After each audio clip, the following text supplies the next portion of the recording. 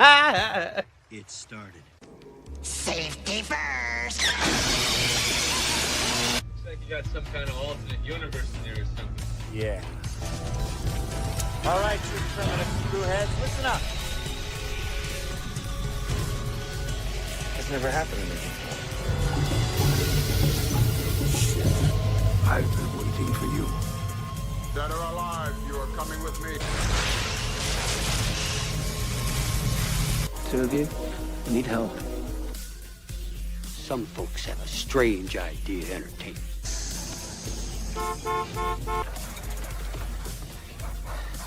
Damn it. After a long day of kicking dead-eyed ass, I like to crack open a Shemp's. It's clean, crisp, refreshing, and cheap. Really cheap. Shemp's won't slow you down. Not this guy, anyway. Fewer calories, less filling. Who gives a shit? It's beer.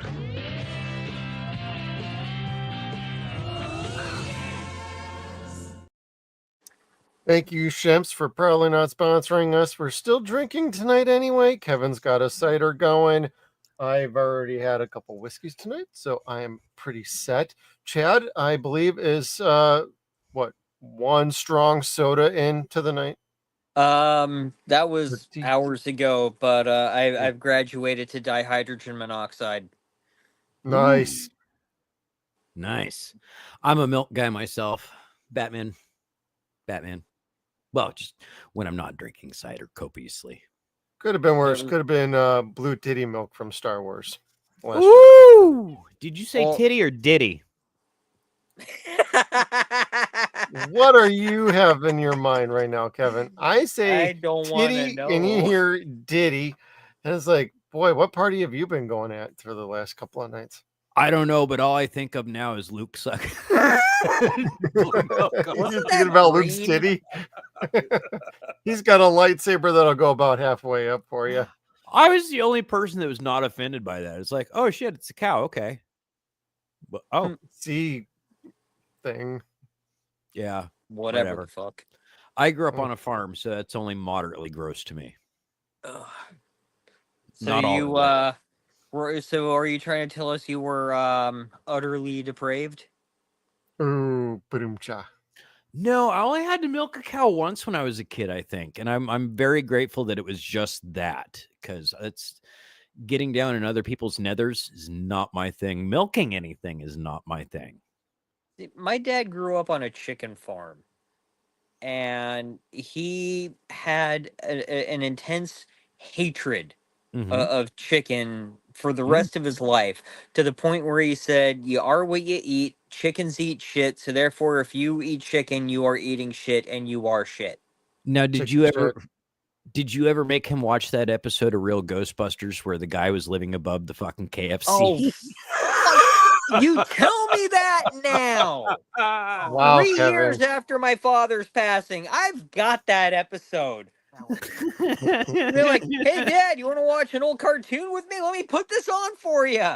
He's going to be like, that guy was fucking right. Just saying. Get rid of all the chickens. Chicken he clucked. That was the name of the episode. That's Mother right. clucker. I liked that episode and the were chicken. That was the were chicken. That was one of the weaker ones. That was after the network interference. Oh, was it? That was after the network interference, yeah, because that's also when you had Slimer and they had recast Janine and Venkman at that point. Janine too? Yeah. When they completely changed her appearance and the way she was characterized, yeah, they recast the voice actor. Laura Summer lost the job, went to Kath Soucie. Good Lord. I did not realize that. Yep. I mean, I like Kath. Don't get me wrong. She's a legend, but... Yeah, but Laura Summer... So is Laura. Yeah, she had it much better. I mean... She was perfect. She really was perfect. And then they neutered the banter between her and Venkman. Yes, there was no more sexual harassment. Oh, God, that one episode where they had gone into the sewer and they had... like, all the ghosts had gone underground. There were earthquakes and shit. Ray had to go back to investigate. Slimer comes back, spits out the license plate to Ecto-1. Janine goes upstairs to wake everybody up. Venkman's ass is sticking up in the air, and she whacks him up across both cheeks. You could not do that in a modern cartoon. No, And probably not. even as a kid, I saw that, and I've laughed my fucking head off. Thinking to myself, well, he probably deserved it. You know, one of the cartoons that they had in the 80s that I'm sure we all watched, whether we remember or wanted to, was the Hulk Hogan's Rockin' Wrestling. Yep. And they just released that on the YouTube today, all whatever 8 to 13 episodes of whatever it was. I couldn't bring myself to watch it. I wanted to. I wanted to watch at least one episode, but I just could not do it. I don't need I'm to hear leaving that in the Brad memory bank, so I don't care. I ain't going back to that show. I'm with you, Jeff. No. Some shows are just best left for nostalgia memories, and they can stay there. Now, I'm totally down to watch Camp WWE. That was a cool-ass cartoon. That was fun. Once. I don't know about a second time, though. I watched the season. If it was on DVD, I thought it was funnier and shit. But I like Seth Green. Yeah, you do. Shut Robot up. Chicken does have its moments. Robot Chicken is dope. I'm a mark for Robot Chicken. I can't help it. Like I like the Voltron references in there. Breakdancing. Oh God, that was funny. We're out of moves. Where Optimus Prime gets fucking prostate cancer. Transforms into a fucking coffin. Well, you're sticking the whole fist in, Doc. And all you could hear is like rummaging through a toolbox. Oh my God. It was great. How to find the wrench. It was wrong. It was funny as shit. But I love wrong comedy. Like wrong comedy's the best ever. Hail, Scooby Pup. Hey, what is she doing here? Why isn't she in here with us? Anyway. Hello, by the way. She's always welcome here, and she knows that. She might have a stream coming up. Oh, that's true too. I know she had one earlier today, but sometimes she likes to do video games. So I was doing video games. Like I told you guys last week that I was trying to get over my depression fit and get back into playing games because it's like Shinobi. Yeah, I've gotten so many goddamn good games, and I haven't played a single one of them for but a few minutes. Like Indiana Jones, new Ninja Turtle game that's like X-Men Legends, Pirates VR, a whole bunch of different shit, and then Shinobi. Oh God, I miss video games being as hard as this. Like it is an ass-whooping game. It's even better than the Ghosts and Goblins Resurrection game, which was also really good. I sucked so hard at the original. You were supposed to. You played it for the experience of listening to the song and watching yourself get naked and die. Yep. You put it that way, Kevin. And you start the game in a graveyard, and it looks like you've just been getting it on with your lady. Mm-hmm.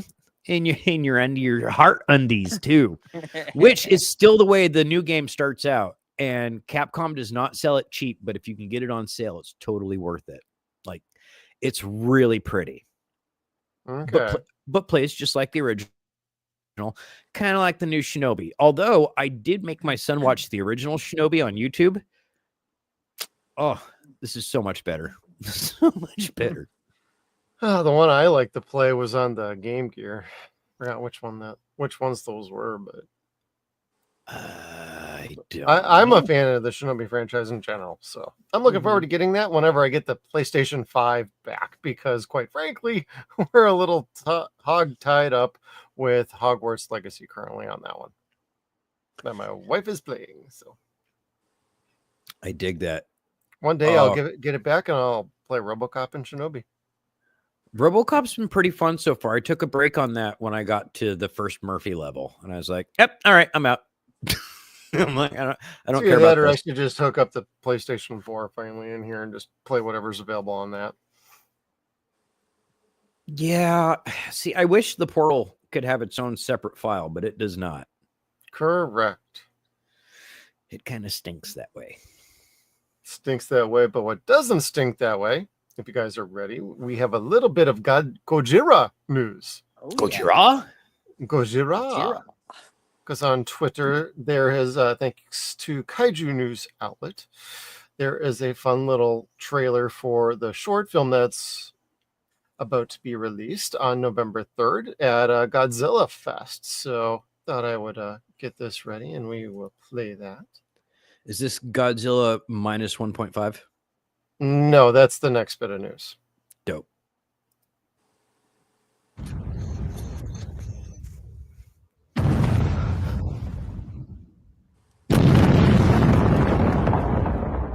Okay.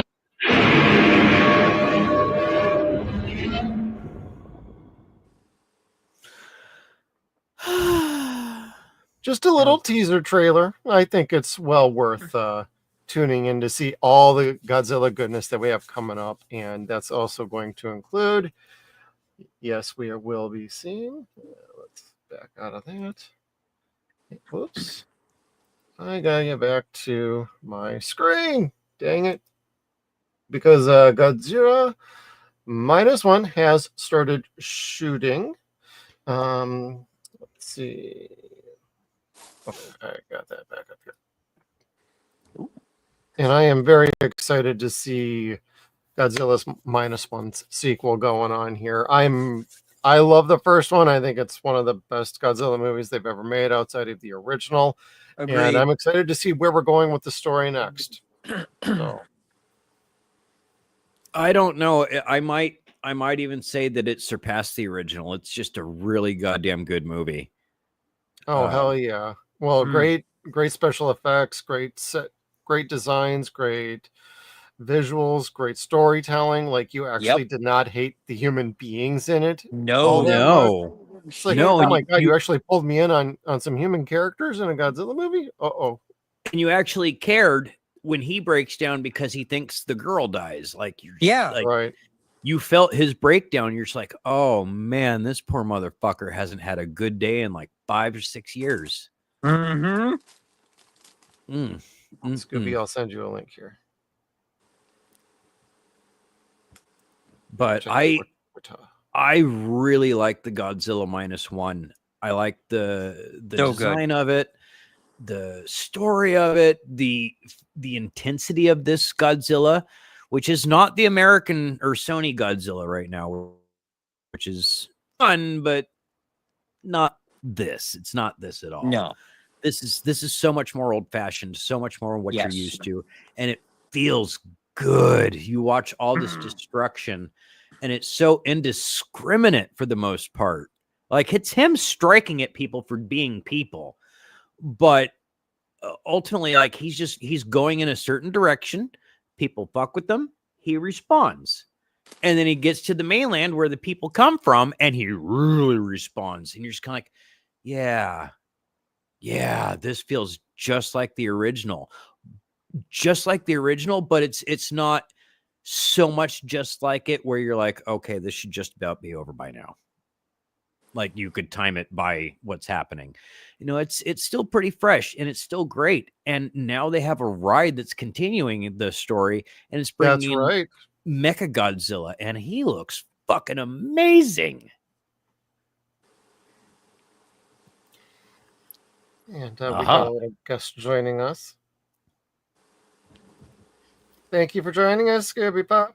Somebody mentioned Godzilla? Oh, hell yeah. We were kicking it off tonight. So you got some opinions on this. What do you think about some of this news? Okay, well, when Godzilla 1 was first announced, it was announced as a reboot and a return to form. They 100% wanted this to be a return to form to the original Godzilla movie, which was meant to be a scary film and focus a lot on both the monster and humanity. And they very much did bring over some of the many qualities from the first one, with the exception of a few characters. but they did an excellent job in returning to form into making him a very fearful character. Oh yeah.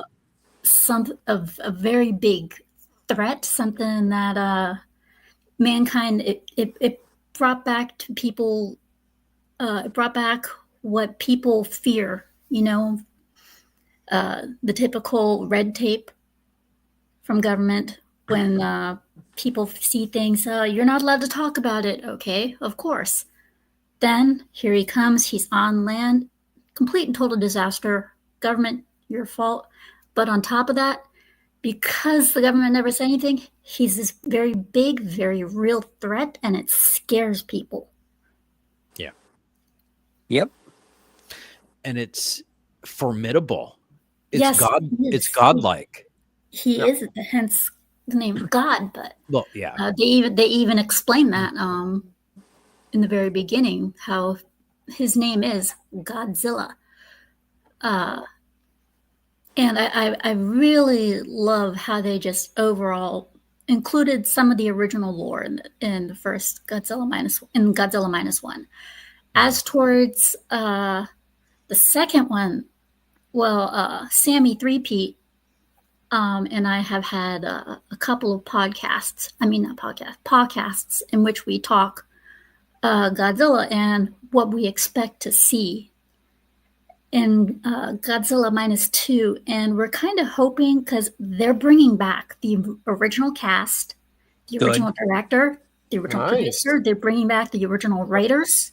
They're bringing back everybody from the first one, which tells me that it's going to be probably a little bit further along to the point is towards where the little girls may be a bit older.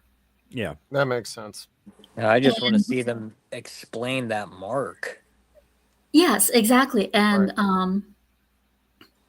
we've talked over what it could possibly be: radiation sickness, maybe a link to Godzilla himself, because in some of the old-fashioned and some of the old Heisei versions of Godzilla, Godzilla was able to do some of the later Heisei films. Godzilla was able to send visions and stuff to children to show them what's about to happen, like in the movie Godzilla versus Hedorah.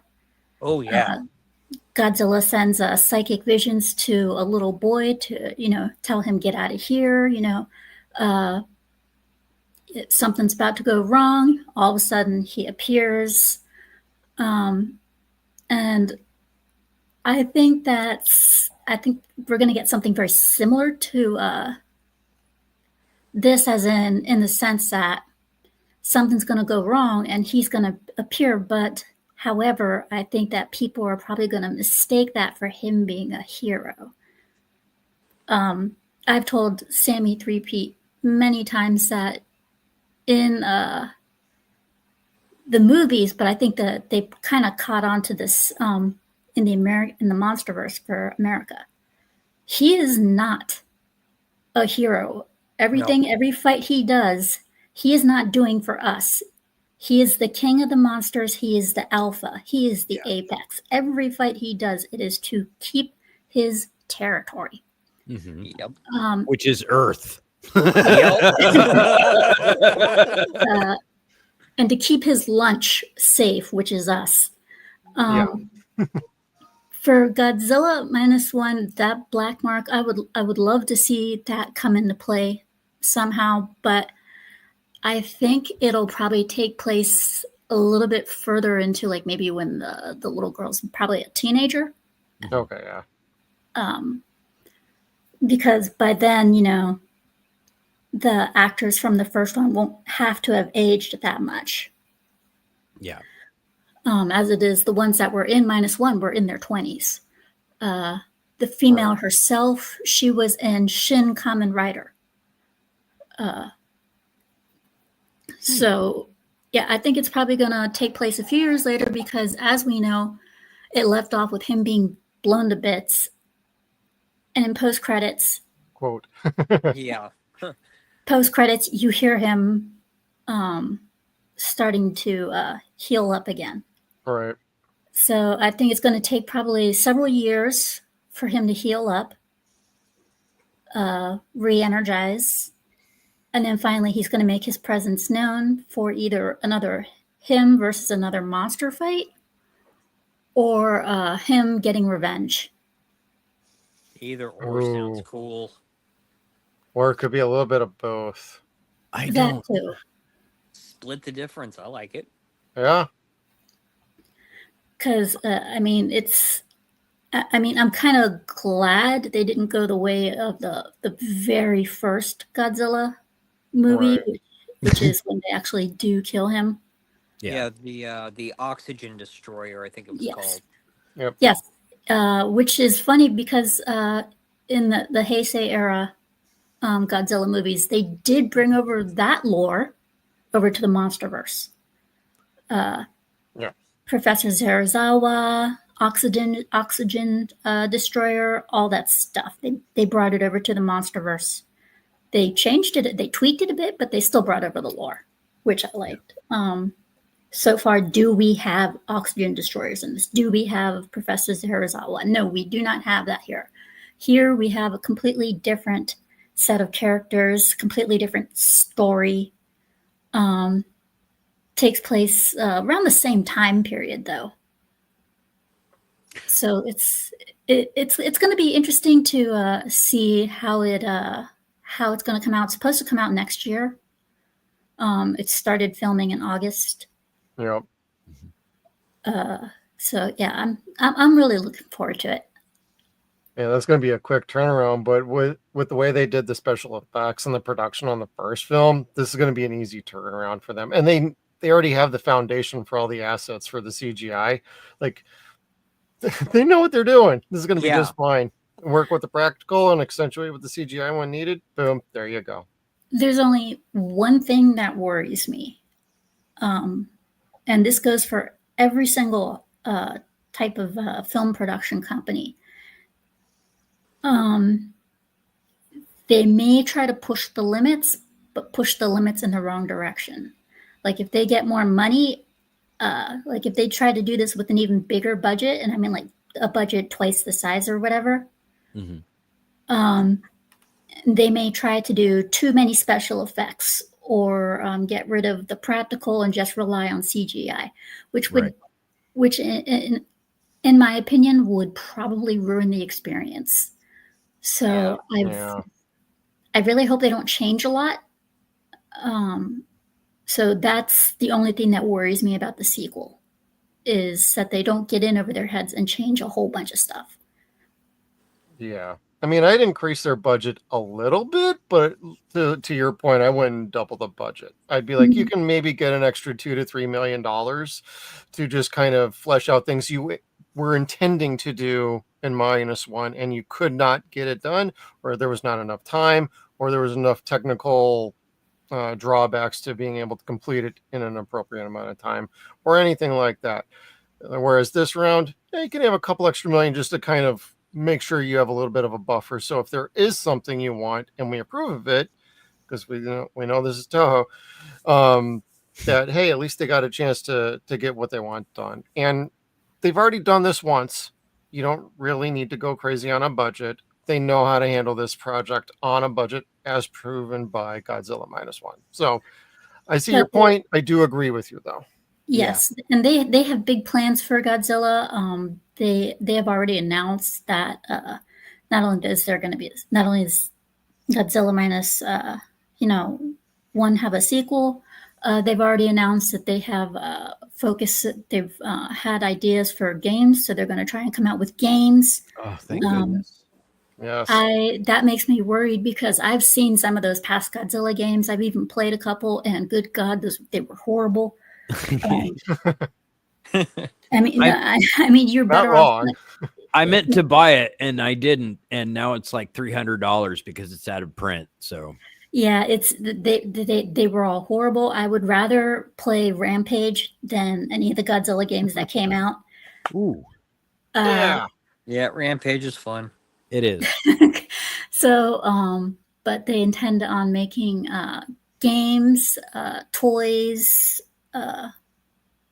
possible. They have possible ideas for a show. If they do a show, that's going to be really bad. I mean, no, I don't know if you guys have ever seen the I don't know if you guys have ever seen the cartoon animated Godzilla. Oh, hell yeah. Which one? The one from the 80s or the one from the 90s? Both. Oh, 80s, yes. 90s, no. I saw both. I did see both. And Godzuki was a crime against humanity. Yes, Godzuki was like the Japanese version of Scrappy. I'm sorry. You're not wrong. That is exactly how I. That's exactly how I see Godzuki. He is. If I were Scooby Doo, I don't know if any of you guys have seen the opening for when Scrappy was first introduced. Yep. Okay, so you remember that he was then you remember that he comes from a train. He's tossed off in a box. Yep. In a box. Yep. Uncle Scooby. Sorry. If I were Scooby, I would have stuck his ass back in the box and thrown him on the train track. Make sure another train comes and runs him over. I'm sorry, he's that freaking annoying. The only time I liked Scrappy was when it came to the animation Velma, and he comes and kills Velma. That was the only part I really liked him. Someone into the show. Woohoo! Yeah. And then, of course, when you have the live action, very first live action Scooby-Doo movie where he was the villain, I was like, finally, somebody gets it. Yep. Thank you, James Gunn. I loved Cardinelli going, and he wasn't even a puppy. He had a pituitary gland issue. Yeah. And she wasn't even, and on top of that, she wasn't even drinking any alcohol. No, she wasn't. She was drinking milk or some shit. No, she was drinking a virgin pina colada. Oh, that's what it was. That's right. That's oh right. My God, I forgot. I love those first two movies. I know that there was a lot of studio involvement, but God help me, they kill me.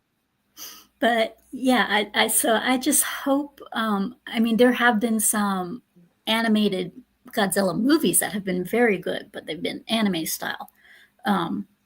They've done like 2 Godzilla anime movies revolving around Godzilla and Ghidorah.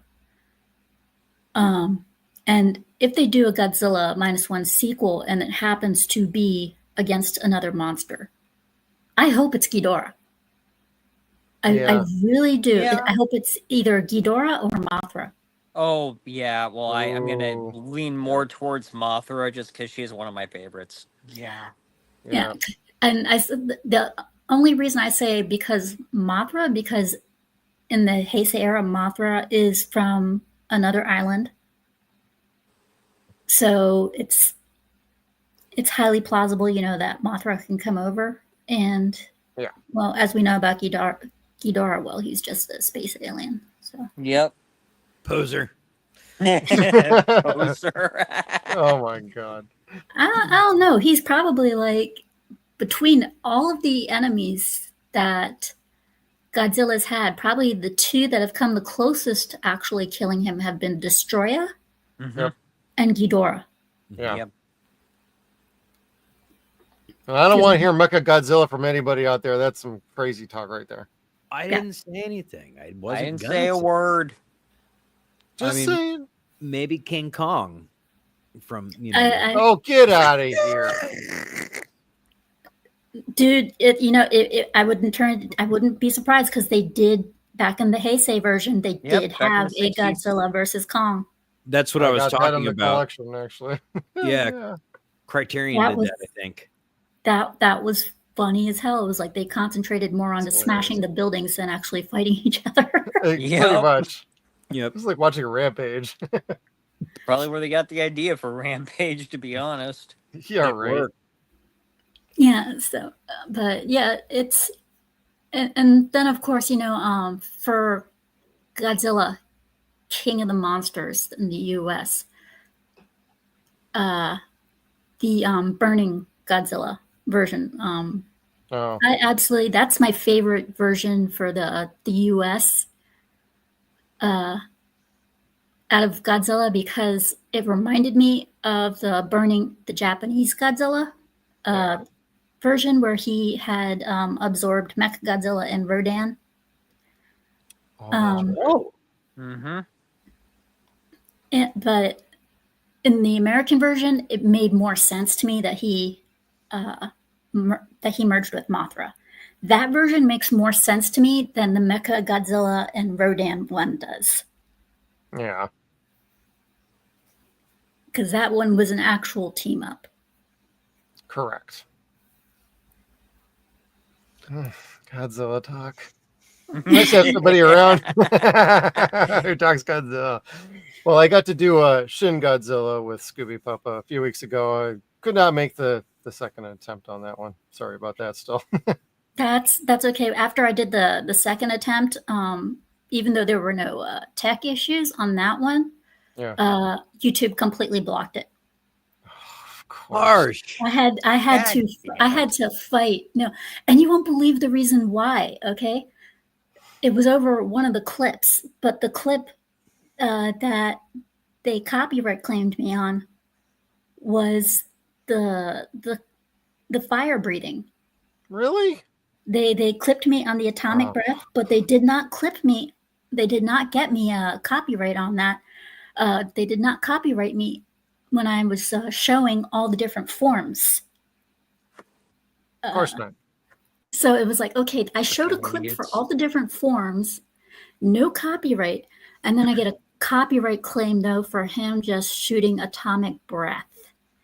And thank God I had Stu Penza on the stream because he kept talking over that one particular part. And Right. I was like, listen, that part has been modified because one, the music Transformative. Yeah, it's informative. He was like, just say it's educational when you dispute it. And I was like, okay. And now it's visible. It's visible. Right. It can finally be watched. And Jeez. yeah, and that's another Godzilla movie that did fairly well with a very low budget. Yes. That's a good movie. I like that one too. But hey, I'm super excited for Godzilla -1. Excited for the little short film, whatever that's going to end up being in November. That one is said to be a tech video. Oh, okay. Never mind. I'll still watch it. It's supposed to be like a movie. It's like supposed to be a movie short. Yeah. Focused on the human aspect, but they're bringing back the Heisei type version of Godzilla, so it's more of a tech movie than anything else. As you can see, they're doing the minimal. They're trying to bring back that version. It's pretty cool. I like I'm not opposed to this. That reminds me of Godzilla '85 in a way. Like, oh God, I love that movie. Yes. I saw that in the Showcase Theater before the earthquake knocked it down. I remember watching it on channel 44. Oh shit! Really? That's where I watched it. Yep, too. I remember watching it, and before they actually played the whole movie, they did. They showed Godzilla versus Bambi. Yes, they did. That was on the it was on the VHS too. Yep. Yeah, it's what I find really, really funny is out of all the Godzilla movies, there's one that makes me crack up the most. And that is Godzilla versus Ghidorah, the hippie movie. Oh, yeah. Shit, that's right. I love the ending. I love the the ending time. fight. Everything the humans tried to do, every time the humans tried to fight against Ghidorah, their little electrical grid that they had would break down. Yeah. And every time that happened, Godzilla looked at the humans like, seriously? Do I have to do all the work? And then he'd fire at it, and then he'd fire at it. He'd get it to work, and the reflection of his atomic breath would cause the lights to start. And on top of that, his atomic breath would ricochet, and it would work for about a good 5 minutes before the lights broke down again. And he would look at the humans once again and be like, seriously? Because it kept breaking down over and over. And every time it broke down, he would just give the humans this look like, seriously, come on now. It was like he was so disappointed in us. He was. Roll for this shit. Thanks, Gene. All right. No, you're right. Not wrong. All I could hear is Sam Kinison in the back of my head going, "Oh, I suppose I'll get it." Yeah, exactly. That was also the first time I ever saw Godzilla fly, but not only that, but the way he made himself fly was just cheesy as hell. I couldn't help but laugh at it. Was that Godzilla versus Megalon? That was Godzilla versus Hedorah. He jumped Oh. up into the air and used his atomic breath to shoot himself backwards. Oh, Oh god, I remember that. At least it wasn't when he was going along the ground on his tail. yeah, that's the one I was thinking of. Yeah. Oh, God, which one is that? Godzilla versus Megalon. Oh, from, yeah. from MST. Oh, popcorn's ready.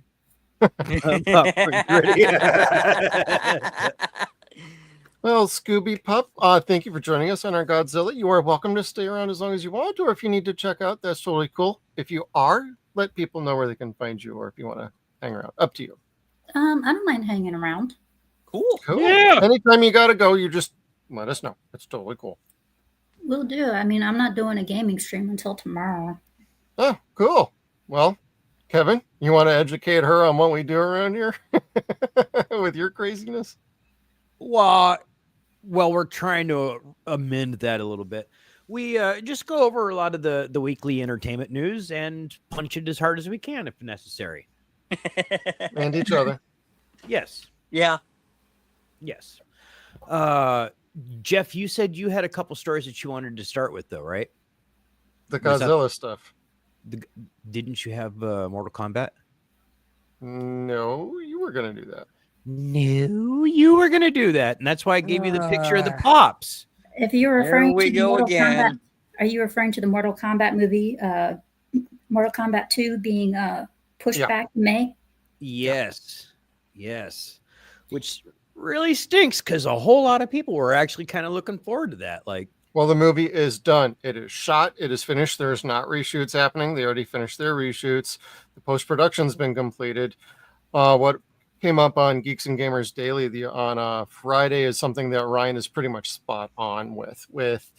They were looking at next year, and they felt like they needed to flesh out their calendar a little bit better. And Mortal Kombat 2 was the one that they could move out there better. And thanks, Mike. Appreciate that. Yep. Yep. So the movie's fine, and from all accounts, it sounds like it's a pretty good movie. So They they're not also fixing didn't nothing. Just They kinda- also pushed it back because they weren't expecting the first one to have been so popular. And Yes. they weren't expecting people to actually want to come back and see a second. Why make it? They pushed it. money But and licensing. Like, they keep that license. Granted, it's they Warner own Brothers. but Do you really need to ask? Yeah. Oh, yeah. Yeah. And that was They're that a was- favorite punching bag around here. So Yep. they were no. The movie was made prior to Zaslav taking over, right? But the first Zaslav, one, yeah, yeah. But Zaslav was in charge when it came out because he was the one that said put it out to streaming first. it was day and date. It was theaters and streaming same day. Yeah. I gotta say, out of all the Mortal Kombat movies that I've seen, I very much disliked the first one, the most recent one that came out. But my favorite one will always be the first one that we got in the 90s, Yeah. There you go. That was because fun. that is the most lore accurate to me. Yes, it is. And so that will always be my favorite. All the ones that came out after it, Annihilation and We all don't those. talk about Annihilation. No. Those. Exactly. Yeah, Bad taste in the mouth. Yup. pretty much. And that's why you can't really turn your nose at Warner Brothers for thinking this wasn't going to be very good. And fortunately, the director did really well. Like, Frank saw it before I did, and Frank said, "You know what? I thought it was cheesy. It was this, it was that, and I absolutely loved it. Or it was cheesy, it was self-aware, and it was absolutely ridiculous." and I thoroughly loved it. And I'm like, that's it. If Frank liked it, this is going to be a great time. And it was. Like, it wasn't the best movie at all, and it had a huge. This is the 90s version? No, the No, latest this is one. the most recent. I hated. That had Scorpion's great grandson. That Yeah, I hated the most recent version. To me, the story made no sense. Some of the characters, the way that the character design, I hated all of it. I was like, no, this Did no, not this work is for you. Mortal Kombat. I totally get that. But as far as being entertained and seeing characters that I like, I was down with it. It didn't bother me as much as, say, Annihilation. Annihilation had its own good parts too, but the Yes. story and the Not very recasting just many. killed it for a lot of people. Yes, but there was I think one of the things that killed it. I know one of the things that definitely killed it for me was they brought in the Rando character. the bestiality. Oh, the animalities. The Oh, animalities. animality. Thank you. Yeah. The Yeah. animalities. They brought those in, and I was like, no. Okay, granted this was 90s CGI, but dear God. I'm sorry. I never thought I'd hear this. I never thought I'd hear myself say this. Disney had better CGI. Ouch. What they could have done is like what they did with Goro in the first one and just have him be stop motion. Yeah. That's what they should have done with that dragon Liu Kang turned into. Yeah. Yeah. But then again, with Liu Kang, if they tried to do that with Liu Kang, then for me it would be like that one movie from back in, I don't know if it was 70s or 80s, where the guy from Greece, he was trying to save this girl from being eaten by the Kraken, so he had to go Clash through of the Titans. Thank you. Clash of the Titans. Yes. To me, seeing that would have been like watching Clash of the Titans. Well, I mean, if they got Harryhausen to do it, it wouldn't have been bad. It would have been Yeah. all right. I'd have been down with it. But again, that's because I like practical effects. I do not like CGI. And the 90s were like my least favorite time period for film. Oh, they were so bad. Yeah. Yeah. Like everyone's like, oh, but the 90s movies were so good. Go back and watch Well, them. the 90s had the hit and misses. Another good one that they had was early 90s Teenage Mutant Ninja Turtles.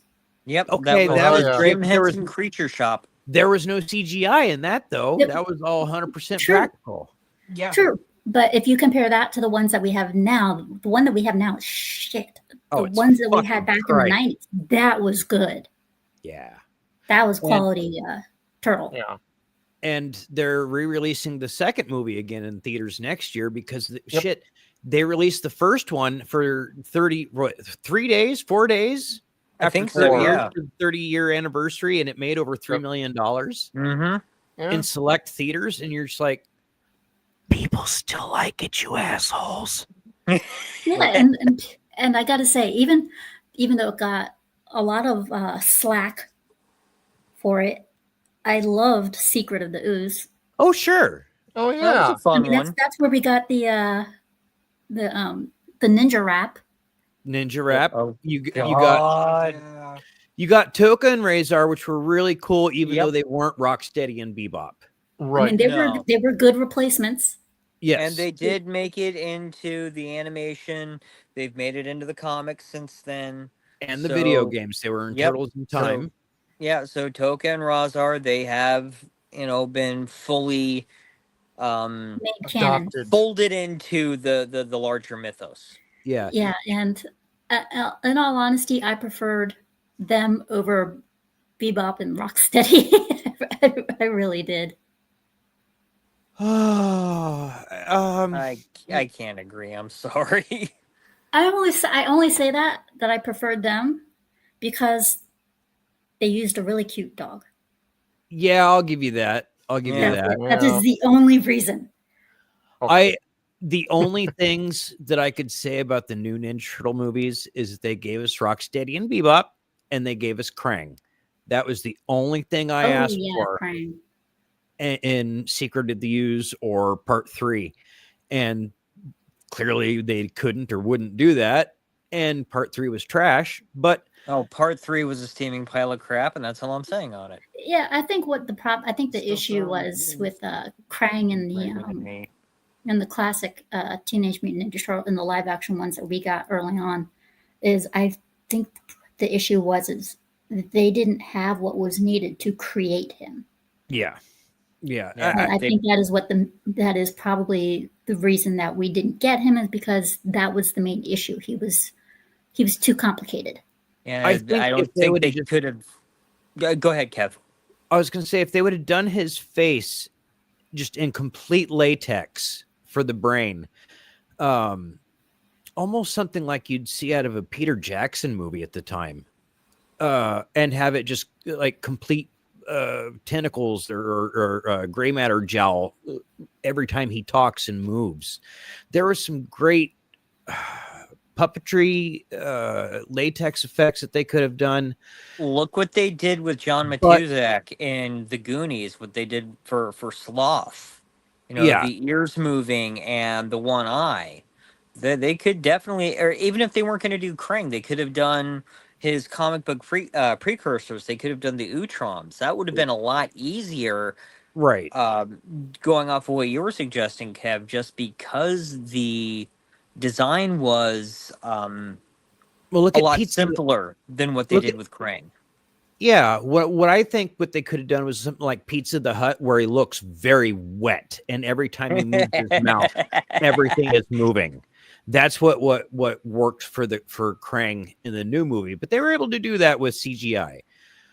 It was fine. But the original 2 movies, I love them. I can't say a bad thing about them. Yeah, I know they toned it down with the violence in the second movie, and they said no to Rocksteady and Bebop because the studios didn't get it and it was too expensive. But I love them. I love them so much. I follow the majority of the cast. I just didn't like that they replaced the actress who played April O'Neil. Yeah, no, it wasn't as good as the first one. No, Paige is a good actor, but Judith is April O'Neil. And I've been hearing some rumors that, because they're doing a live action adaptation of the story The Last Ronin.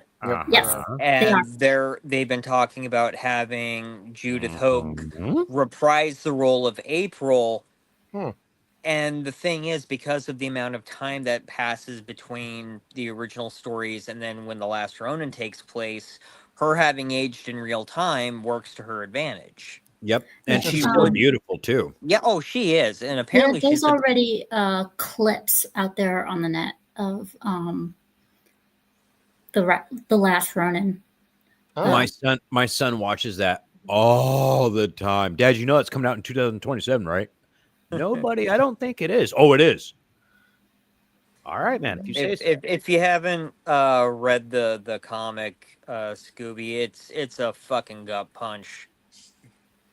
It is such the Last Ronin is such a gut punch.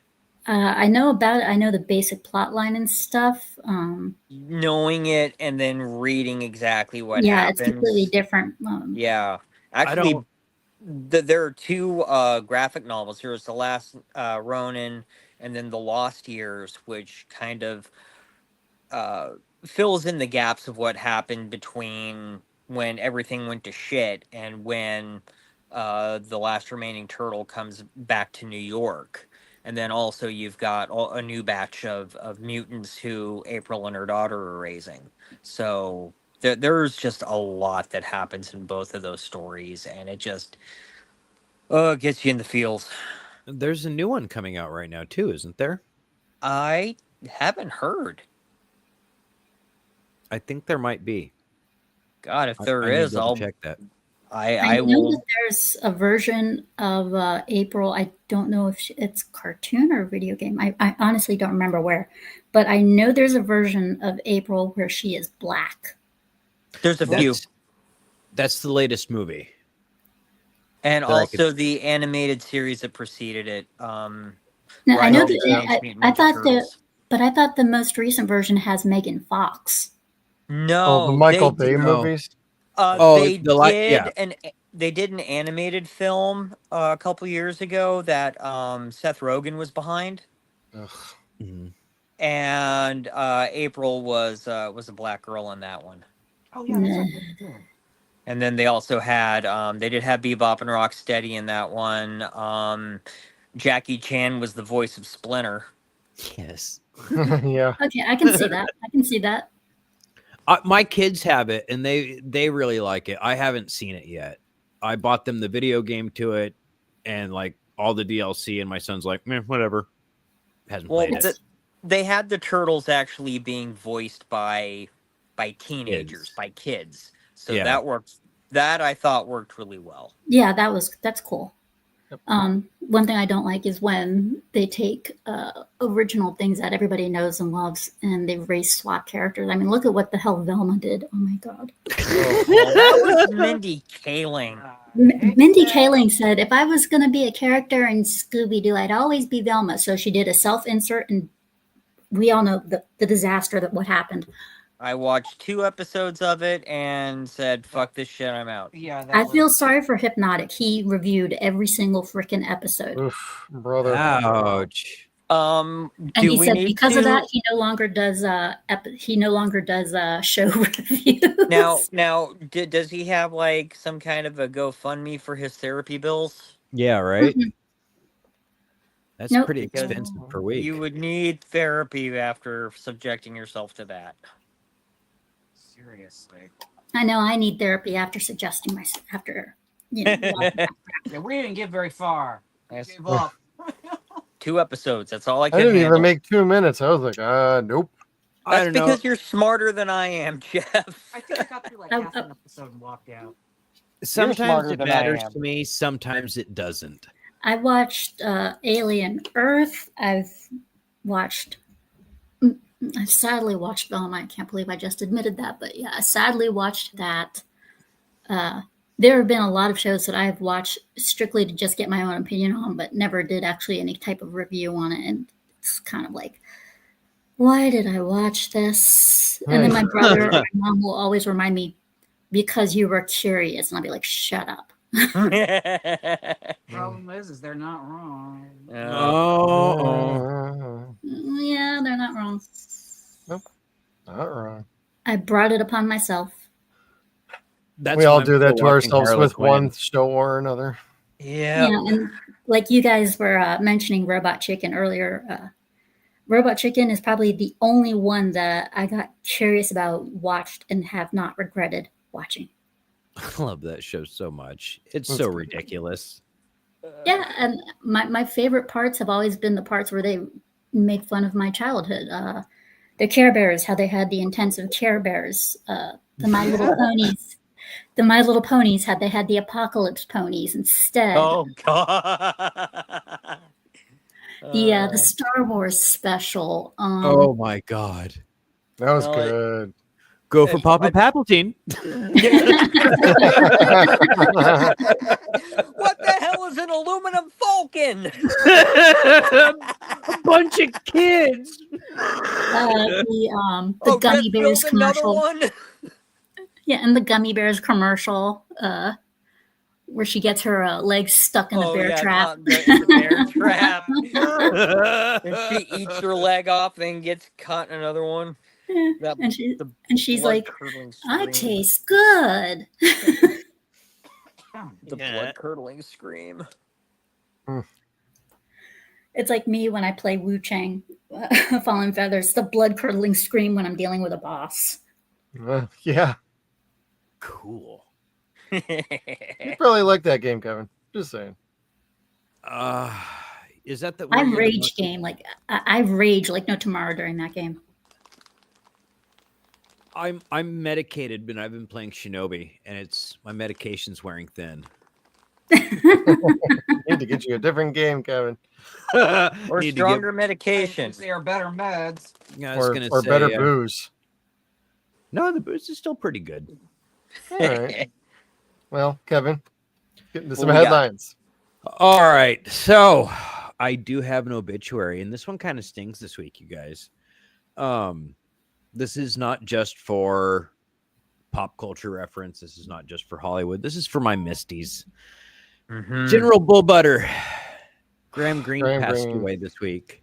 Mhm. What an icon of an actor. Like, truly a legend of a craftsman. Yes. Never, ever a bad role. Never, I can't say a bad movie. The Atlantic Rim. But Oh, like, you look at him in Resident Alien, and you're just Oh kinda like, God, he's great in that. you just Yep. get so fucking excited when you see him. You're just like, oh God. And yeah, like you said, he's fantastic. Not only do I've you get seen that him for excitement, but it years. pays off. You Yep. know, it wasn't just a bit cameo where he phones anything in. No, they had a great time. And it was funny as hell. Their timing, like the slow comedy that they pulled off, was just amazing. He is not only great in drama, but also comedy. I mean, Yes. he was able to pull off both, and it's a shame that we lost him, because there's a lot of actors out there nowadays that can do such who can pull off that kind of stuff. Yeah. Not many people have a range that can make you giggle cry and then make you actually like broke your heart cry. And he could Just do like both. bawl your eyes out. Yeah. Yeah. Yeah. And I said this in our group chat. You might not recognize his name, but you recognized him because he was in so much, and he was always so memorable in everything he was in. Yep. Very much so. I remember him in westerns like Maverick with Mel Gibson and James Garner, all the way to crappy sci-fi TV shows like First Wave and a bunch of everything else for years. Then he does Longmire, and you see him in movies and TV shows across the board. Yes, he was a Vancouver Canadian actor, so he did a lot of Vancouver productions, and he was tremendous. I thought he was fantastic. Yes. Yeah, and he looked good for his age too. I mean, you would never know that he was 73. no, not really. Mm. No, like we said in Resident Alien, he carried himself really well. Oh yeah. He moved really well. He wasn't I mean, he wasn't doing any stunts or anything like that, but he was walking. He was doing things and active. Mhm. So again, it wasn't a phoned in cameo. It was He was very shocking. active. Yeah, it was very shocking to hear that. Oh God, was not on my bingo card today. So, And we would not have wanted it on our bingo cards. He was one of those actors who you just kind of took for granted that he would always be there. Mhm. yeah, Yeah, and Resident Alien, I was kind of expecting him, to be there, like throughout the end of the series. And when this happened, I was like, well, shit. yeah, you would have hoped he would have been back there for that. Because we're just starting it. I just started it today. I don't know where Jeff's at, but I'm on episode 402, I think. But yeah, I know they do a closing type ending, but it would have been nice to have seen him and his wife for that. So, but yeah, this is their final season. yeah. I think for Resident Alien. Mm-hmm. Unless somebody's like, "Hey, let's give them a movie." I would not want to watch a movie for it. I honestly wouldn't. It's great as a TV show, but it's not something I would want to see as a movie. No, it would be too concise. Well, it wouldn't be concise. That's the problem. It would be too constrained. I do have to say though, for Resident Alien, the first season is my favorite season. Oh yeah. And that him and that little kid, how he's always trying to go after that little kid in the first season. Oh my God. That little bastard. Goes in there for a shot. I'm going to cut your fucking head off. No! We're actually going to be finishing up season 4 coming up. So, the kid's so awkwardly grown up now in season 4. I know. I'm like, I did not like the little girl that they brought in the later season. Oh, the partner in crime with him, Yeah, she was Sahara? too annoying. Sahara. Yeah. Yeah, she was annoying. She's very I told you so-ish. Yes. Yeah. Well, she was mommy. Like, she's- come on. She's Hermione is what she is. Mm. She's kind of the insufferable know-it-all. And I want to say fucking Harry probably calls her that once or twice. Yeah, I think it does. my memory serves correctly. But she's got a connection to the kid. So it's like, no, not this. Yeah, exactly. It's like, oh no, not one of these moments. Yeah. Yeah. So, Ruben, in that regard, the day that any one of them passes away, that it will be an extremely hard day because yes, they have become our friends at this point, not just our heroes. Yes. So. Agreed. Yeah, I call MJ my internet auntie all the time. So, but that was our obituary. Let's get on to a little bit of pop culture news, shitty human news, if you will. We're going to try to keep shitty human news down to a real minimum, but this was pop culture, so I put it in there. One of my fucking Roger Waters. Yeah, golly. It's not much of a secret that like my three favorite bands are Pink Floyd, Oingo Boingo, and Frog Leap. And Roger Waters is a really important part of my childhood of growing up and trying to deal with depression and madness and whatnot. And I've grown up to learn that it made me a cunt. And apparently so is he. Like, he has nothing nice to say about anybody ever. No. Except for himself. I saw an interview that David Gilmour did in Guitar Magazine a long time ago where he described The Wall as basically just Waters trying to explain why his life was so fucked up. Yeah. When in reality, most people would have killed to have a life and a career like he had. And then, okay, this is going to be an unpopular opinion with a lot of music fans out there, but I think Floyd did a lot of their better stuff after he got jettisoned. Fully agree. I'm going to go kick his ass. Hold on. Uh-oh, he's going to grab his hammer. About 9 hours. If you're going to walk, it's a long ways from Oregon to California, dude. Yeah. I got to say, I've never really been a big fan of Pink Floyd, but my late uncle, who passed away when I was in my 30s, he was a big music fanatic, and he had seen them in concert for The Wall. Mm-hmm. And he said his favorite moment he said people were doing all sorts of crazy drugs during the concert. And he said his favorite moment was when my favorite moment was when the pink flying pig just comes out of nowhere and goes flying towards the audience. He goes, the amount of people that were freaking out and their responses were hilarious. I would have paid for that. Yep.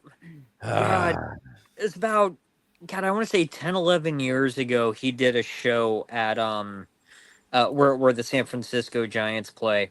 And I was working up in San Francisco at the time. I was working until like midnight or later, and one of the promo guys was like, "Oh yeah, hey Chad, here's some tickets for tonight's Roger Waters show." I'm like, "I can't go." What time do you get out of here? Midnight. Oh, shit. Forget I said anything. Walk off. I'm like, you motherfucker. Fuck you! I'm having a seizure. Give me those tickets, bitch. Yeah, he was like, people were running away, screaming. They were all over the place. And I was like, man, I wish I could have seen that. Yep. Oh, God. I heard too. some stories. So when they did the Division Bell tour, some buddies of Kev's and I, they went and saw the show up in Oakland. Of course, those sons of bitches didn't ask me if I wanted to go along. Of course not. And like two good friends of Kev's and mine were so completely stoned out of their minds they didn't remember shit. Yep. Yeah. We asked them in drama how the concert was. They did not know. Well, our friend Chris is like, I can tell you how the drive was. Asshole. And our friend Jeff's like, oh man, I was too fucked up. I gotta say to Ruben, I have seen Foo Fighters in concert, and I gotta say they were extremely dull. I got more entertainment watching Goo Goo Dolls in concert than I did watching Foo Fighters, and I don't like Goo Goo Dolls. The last concert we went and saw was. It was like, I think the year I got fucking jettisoned from my old radio job, and we actually got to see. No, it was 2 years before that. We got to see Greg Kinband play, and I always loved watching him play. But we got to see Pat Benatar. Cool. And holy shit, that woman's funny. I've been to a good couple of concerts. I think my first concert was Bush. And the opening band was No Doubt. Oh shit.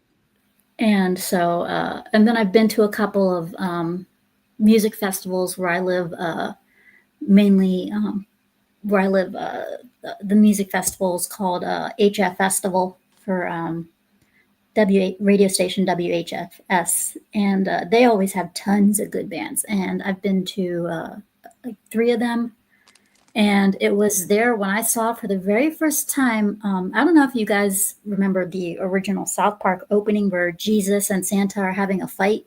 Oh yeah. They showed that in between bands, and I was like, so that's what this episode is like, and I was laughing my ass off. I had a great time over there. So I've seen lots of different bands in just so much as even just one concert area during the festival. So Skeeter thought he saw Power Man 5000, but then he got high. Then he realized he was seeing Hanson. Blue macaroni and cheese. No, he thought it was Power Man 5000, but it was actually Hanson on the pub crawl. Yep. And to be fair, my first concert, my mom took me to Boston, actually. Cool. And then it was Bon Jovi, and then she took me to Madonna because it was the mid 80s. It was Madonna. Yeah. Oh, I got yelled at last weekend. I threw on a Madonna concert on my Plex server. And it starts out with like some tall looking slender chick, and it looks almost like the diva from Fifth Element, the way she was kind of covered up. Oh, Plaguna. And then it scrolls up, and I'm like, this is boring. Where's the titties, Madonna? And it shows this woman kind of coming down like a Cirque du Soleil, and she's got no top on. And I'm like, oh. And my daughter's like, she's 6 years old and very, very fucking loud. Where's her clothes? Fuck, boy, shut up. Zoe wins again. yeah, my brother, he took me to go see Dave Matthews Band. And I was like, I had never been so bored. Oh Yeah. God. Yeah, I bet. I was like, oh my God. And he's having a blast. He's enjoying himself. And I'm sitting next to him like, how is he enjoying this? I can't wait for it to end. How much longer is this going to be? Shit. Like, when are you going to play that one good song from MTV? Yeah. At the end of the show, 3 hours later. Yeah, that's the encore. It felt like forever. But if I ever wanted to see anybody, one person in concert, I would have loved to have seen Weird Al. Yeah. Oh, yeah, he played like a couple weeks ago in my neck of the woods. Yeah. He was here last week, and Gail went to go see him. Gail Simone, and Yes. she got pulled backstage. I'm like, oh well, whatever. Now, are we surprised that Gail and Weird Al got along? Because I'm no, but like the last time I got to see Gail, like she was already backstage and I was backstage too. So whatever. That was at MST Live. not. That doesn't surprise me either. No. But now I'm getting back to the story here. Yeah. I'm totally with. I'm with Jack on this one. You know. I am going to side with Jack on this. Yeah. I had nothing nice to say about Kelly shitting on Becky Lynch in WWE. That was a work. Your dad knew what that was. You apparently don't. So Kelly, bitch, don't sing. Go on.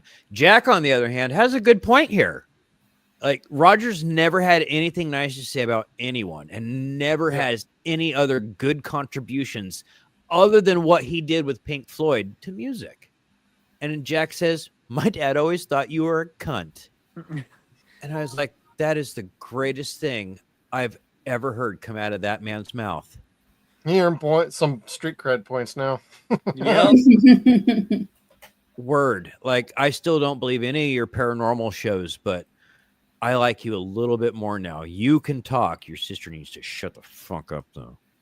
Mm-hmm. True. Yep. Albeit his sister's gotten a little bit better looking.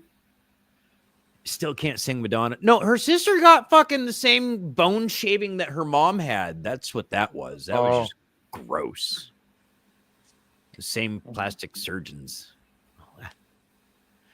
Mother like daughter.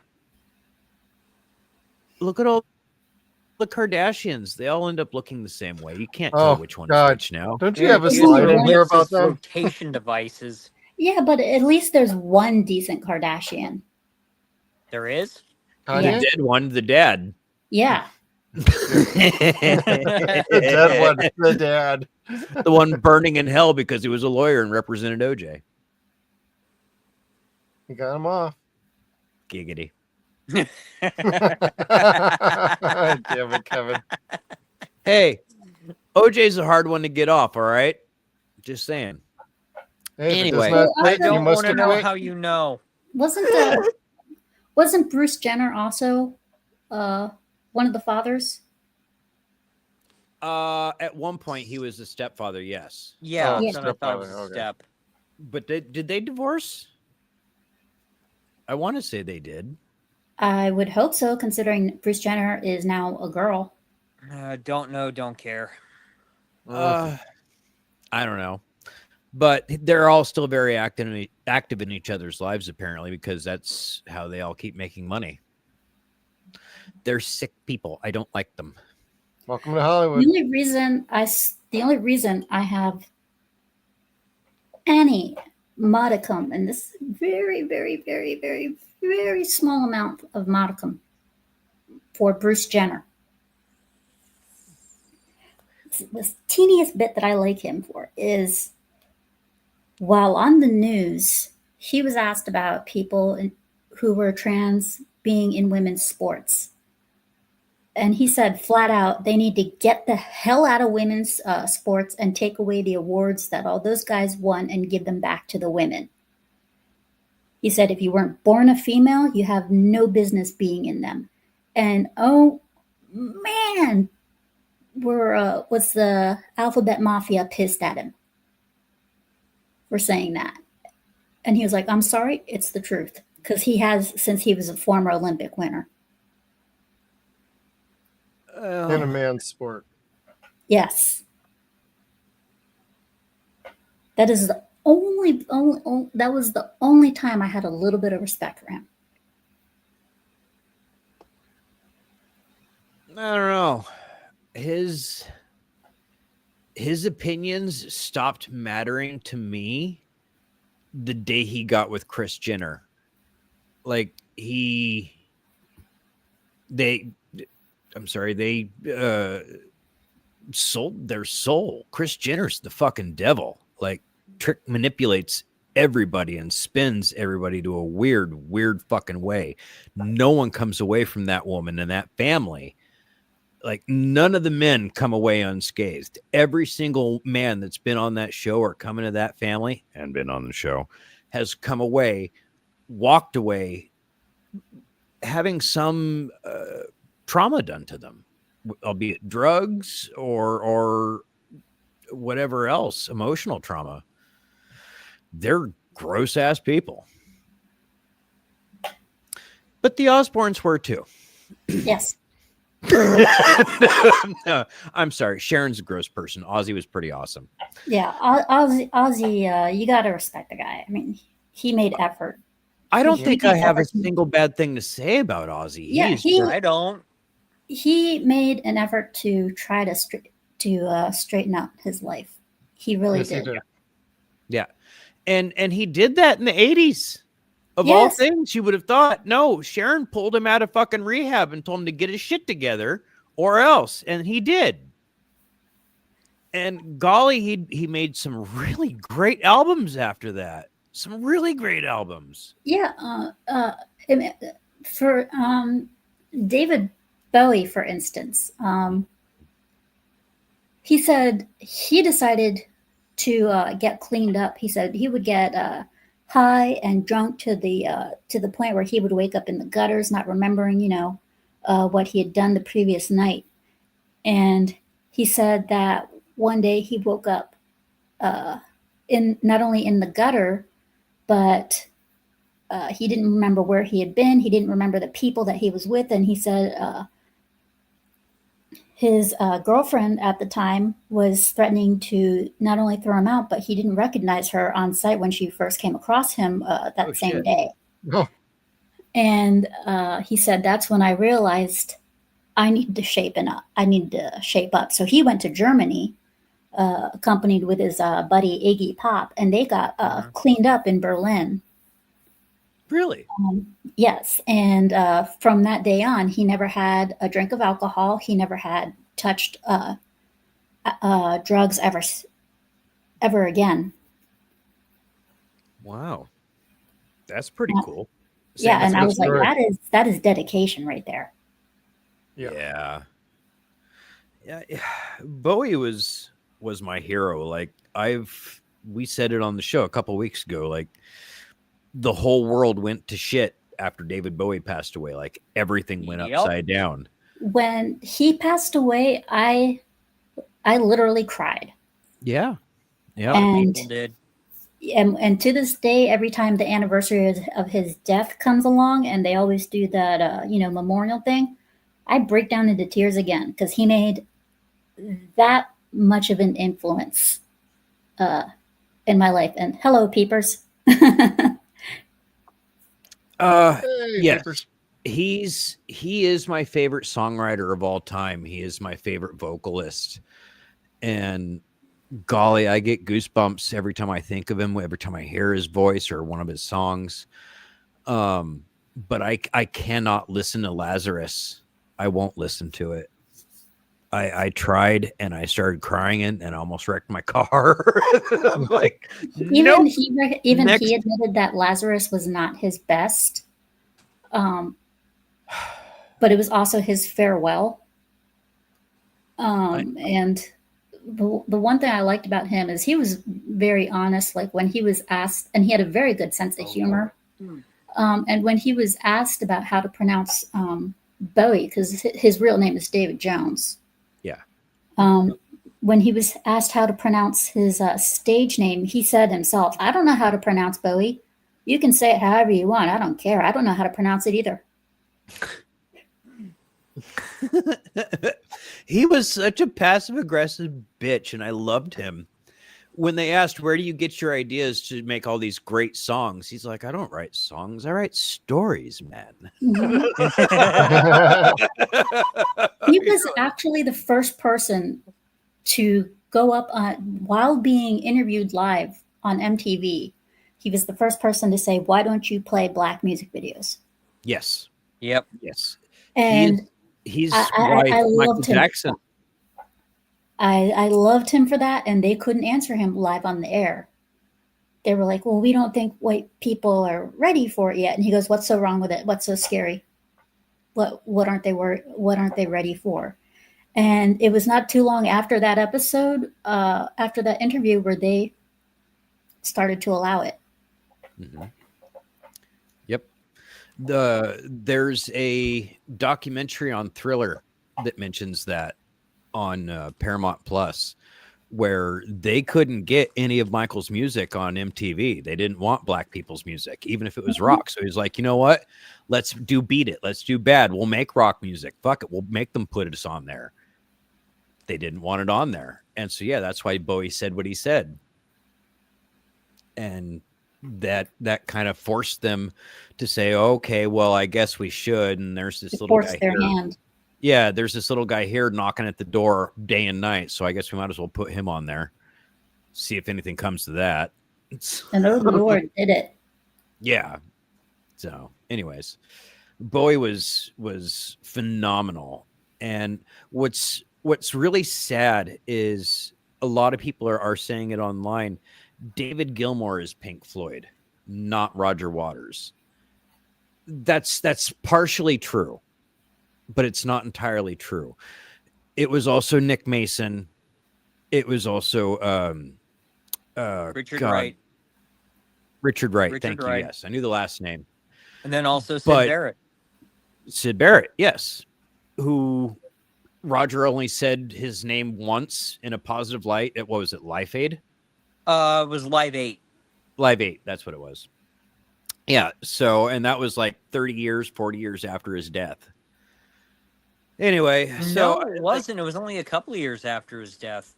I thought Sid died a long time ago. Oh, no. I'm thinking of somebody else. Yeah, you're thinking of somebody else. Sid died in the... he had been thrown out of Pink Floyd like 30 years prior. Yes. But he'd only died like, I want to say maybe a year or two before Live 8. Yeah, they kicked him out for Gumma, didn't they? Yeah, I think so. Yeah. Well, I mean, the dude was just like completely strung out all the time. Yeah. Yeah. Yeah, they turned into a different band after that. Question is, better band or bad or worse? Different. I want to say they got better. They got better after Sid Barrett. I'm not the completely tore out on heroin or LSD and listen to the keyboard music. That's okay. But I liked everything from like Echoes On was pretty goddamn good for me. Metal, Animals. Yeah. Animals is probably my favorite album of all time. Like that just so much good music. Yeah, that's the album I want to listen to when I'm dying. Like, she's like, turn on my animals. Pigs, 3 little ones now. Love that album. Like whenever I'm passing a kidney stone or having a fucking God, what is my disease? Celiac attack. Like you can tell I'm in pain because that's what I'll be listening to in the bathtub. Just kind of like, if I just go a little bit lower, I could drown myself. HIPAA violation. He's saying it, so it's not one. Right? I know. Exactly. All right. Anyways, we got a whole bunch of stories. Let's move away from fucking Roger because he's a douche nozzle. And we could talk about Floyd all night because they are awesome. Now, I saw this picture earlier this week, and I thought this was just kind of funny. Was this at Dragon Con, I think? This was at Dragon Con. Yeah. Kendall went to that. And this is really popular with our East Coast Misty fans. And I'm really excited that some of you probably got to see this. Someone was forced to leave and take all their wares because they were selling AI art. What? In Artists Row, Artist Alley. They were selling AI art. Woo! There are easier ways to get your ass kicked, my friends. Every artist friend of mine was just cheering this. Mm-hmm. This, You know, they if even you- called the cops. I looked Yeah, a they- little further. Oh, They- this is what. Okay, I did Yeah, they were catch a squared little out. bit of this. yeah, I Hey, was you like, know, if you're there selling art, sell your own fucking art. I think Yes. my friend saw it. but they're selling other people's art right in fucking front of them. That's horrible. Dude, that's the problem with AI art. It like scours everything it can find and it will steal other people's work. Yeah, Well, There- Warner that Brothers shit- is suing Mid-Journey right now because they're Yeah. going after them for copyright infringement. So it's the same thing. a writer friend of mine, I saw a post from her today, that basically now she's qualifying for some settlement because of AI harvesting her work. oh shit. What was that? JL. Oh, seriously? Yeah. Oh, dude. Wow. Yeah. I saw a post on Threads from her about that, and I'm just thinking to myself, well, you made it. So the I mean, picture, that fucking sucks, but at least she's gonna get a little bit of recompense for it. so the picture of me that you see for my avatar, that's AI art. But even though it's small and you can't really see it, but that's AI art. But when I actually do AI art, I always make sure it's of myself. And when I do it, I use my own picture. So it doesn't go scouring the internet or anything. I actually put my own picture in there and say render face to the artworks. That way I know it comes out looking like me. And Yeah, stuff. but then you end up in their system and you will pop up in other things. I've Oh, had that's I know true. a number of other people that have had that happen. Yeah. Mhm. But I'm Yeah, saying just- when I make my own though. Yeah, you're not infringing. It's just Yeah. No, just we're afraid of somebody stealing your image, you know? Yeah, Yeah. and They that will- has happened to people. Yeah, they're infringing upon you. That's the thing. Yeah. Yeah, that's what we're getting at. I mean, that's why we go and we talk to our artist friends. Don't use generative AI. Go commission work from your degenerate artist friends. oh, so DeviantArt, gotcha. Yeah. Nah, I don't even need to go there. I have a lot of artist friends. All I have to know. do is say, hey, I'm looking for this. How much you want for it? This also Yeah. includes my mother. My I'm not kidding. my mother-in-law is a painter, so my mother is Okay. actually a fairly well-known painter here. Cool. and my father-in-law is a ceramics artist, so I Oh, can't that's do cool. shit for art. Smut is my art. yeah. Stay off the hub, Kevin. Everyone's like, what kind of an artist are you? I'm a writer. No, you're a bullshit artist. Yes, exactly. Stand-up philosopher. Yes. Did you bullshit yesterday? No. No. Did you bullshit today? No. It's time for my wine break. Did you try to bullshit? Yes. All right. B. Arthur was great in that. B. Arthur's great in everything. Yes. I'm gonna watch Golden Girls after the show. Anyway, more cops. Update on Super Troopers 3 because I care. Fuck you guys. And we just did Club Dread. Club Dread is an awesome movie. Definitely watch our review for it. But so here's an update from Rabbit and Thorny. I just gotta say, Rabbit got a mustache. Yeah, the porn stashes are strong here. Word. Chicka pow pow. This porn stash is strong with this one. That's where he derives all of his authority.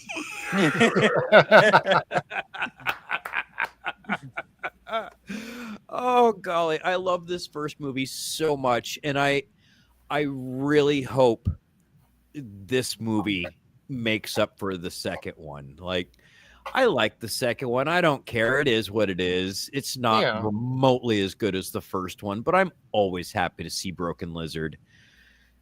But I hope And- this is as good as the first one. In all honesty, I have never seen any of the Super Trooper movies. The first one is phenomenal.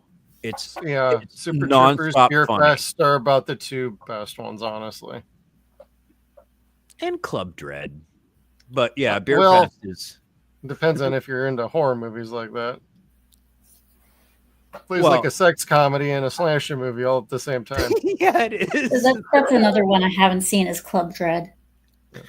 It's they're all of Broken Lizard is just kind of ridiculous, but they do things really, really well.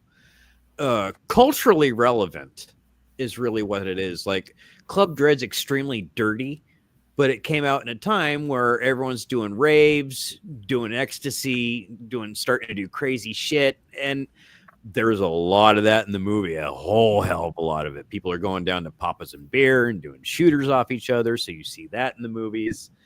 And then, of course, they turned it into a slasher film and then a comedy, and it was great. It all worked together. But in the first movie, this is the gentleman in the passenger seat is the rookie, and he asked when he gets to grow a mustache. his Right meow. Right meow. The commanding officer tells him when he's ready. He'll tell him when he's ready. So now that we see that he's got a mustache, even after the second movie, I'm just kind of like, oh yes, He's earned it. Mm-hmm. But my Now biggest watch it's something he can just peel off because he wasn't really ready. Oh, dude, you probably just gave away a gag on that one. no, but I you know was what? making a joke. A It would be horrible funny. secret is Jay has a fake mustache on here. Oh, even better. That's the worst part. Is Thorny is the one with the fake mustache. It's terrible. Again, one of those things from Club Dread that just totally like disenchanted me from Super Troopers because it was all different. But speaking of all different, one of the things that I did not like about the second movie, of course, was they left out some of the cast members that I really liked, specifically Ursula. I didn't realize why that actor wasn't in Club Dread. I didn't dislike any of the actors that were in Club Dread at all. In fact, I wondered where they were in Beer Fest. But okay, I get it. None of the side actors are part of this troupe. However, Ursula is coming back for part 3. There we go. Now I'm excited. I'm super excited, dude. I loved Ursula. Like Soder and Ursula were just cool as shit. Oh yeah. And the blow up doll of Ursula was even cooler. Oh God. I'm not even going to ask. Yeah, no, Probably smart. we'll go down a different rabbit hole with that one. That's what she. No, I'm not gonna say that either. So my dad was a police officer when I was growing up, and cops are genuine pricks with piece of shit adolescent senses of humor. And they do terrible things when they're out on the road. But this, they really took it to the next level, and they made it almost schoolyard pranks that they're pulling on people on the road. And it's absolutely hysterical and definitely worth a watch. Because they do their job, but they're really not tight asses about it. They're pretty loose with things. When you mentioned blow up doll, the first thing that came to my mind. When you mentioned blow up doll, the first thing that came to my mind was the Deadpool video game. Oh God! Yep. When he has that blow up doll In I his forgot about apartment. that. Yeah, he has the blow up doll in his apartment, and he in the game you're making him pump it up, and he's going, "Please don't make me do this," and it's finally blown up, and you see the hole on her face, and he goes, "She always looks so surprised to see me."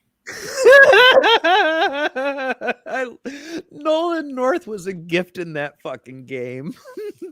Every time somebody says a certain something that reminds me of a game or whatever, I'm sorry, my mind just flashes back to all that stuff that I've seen.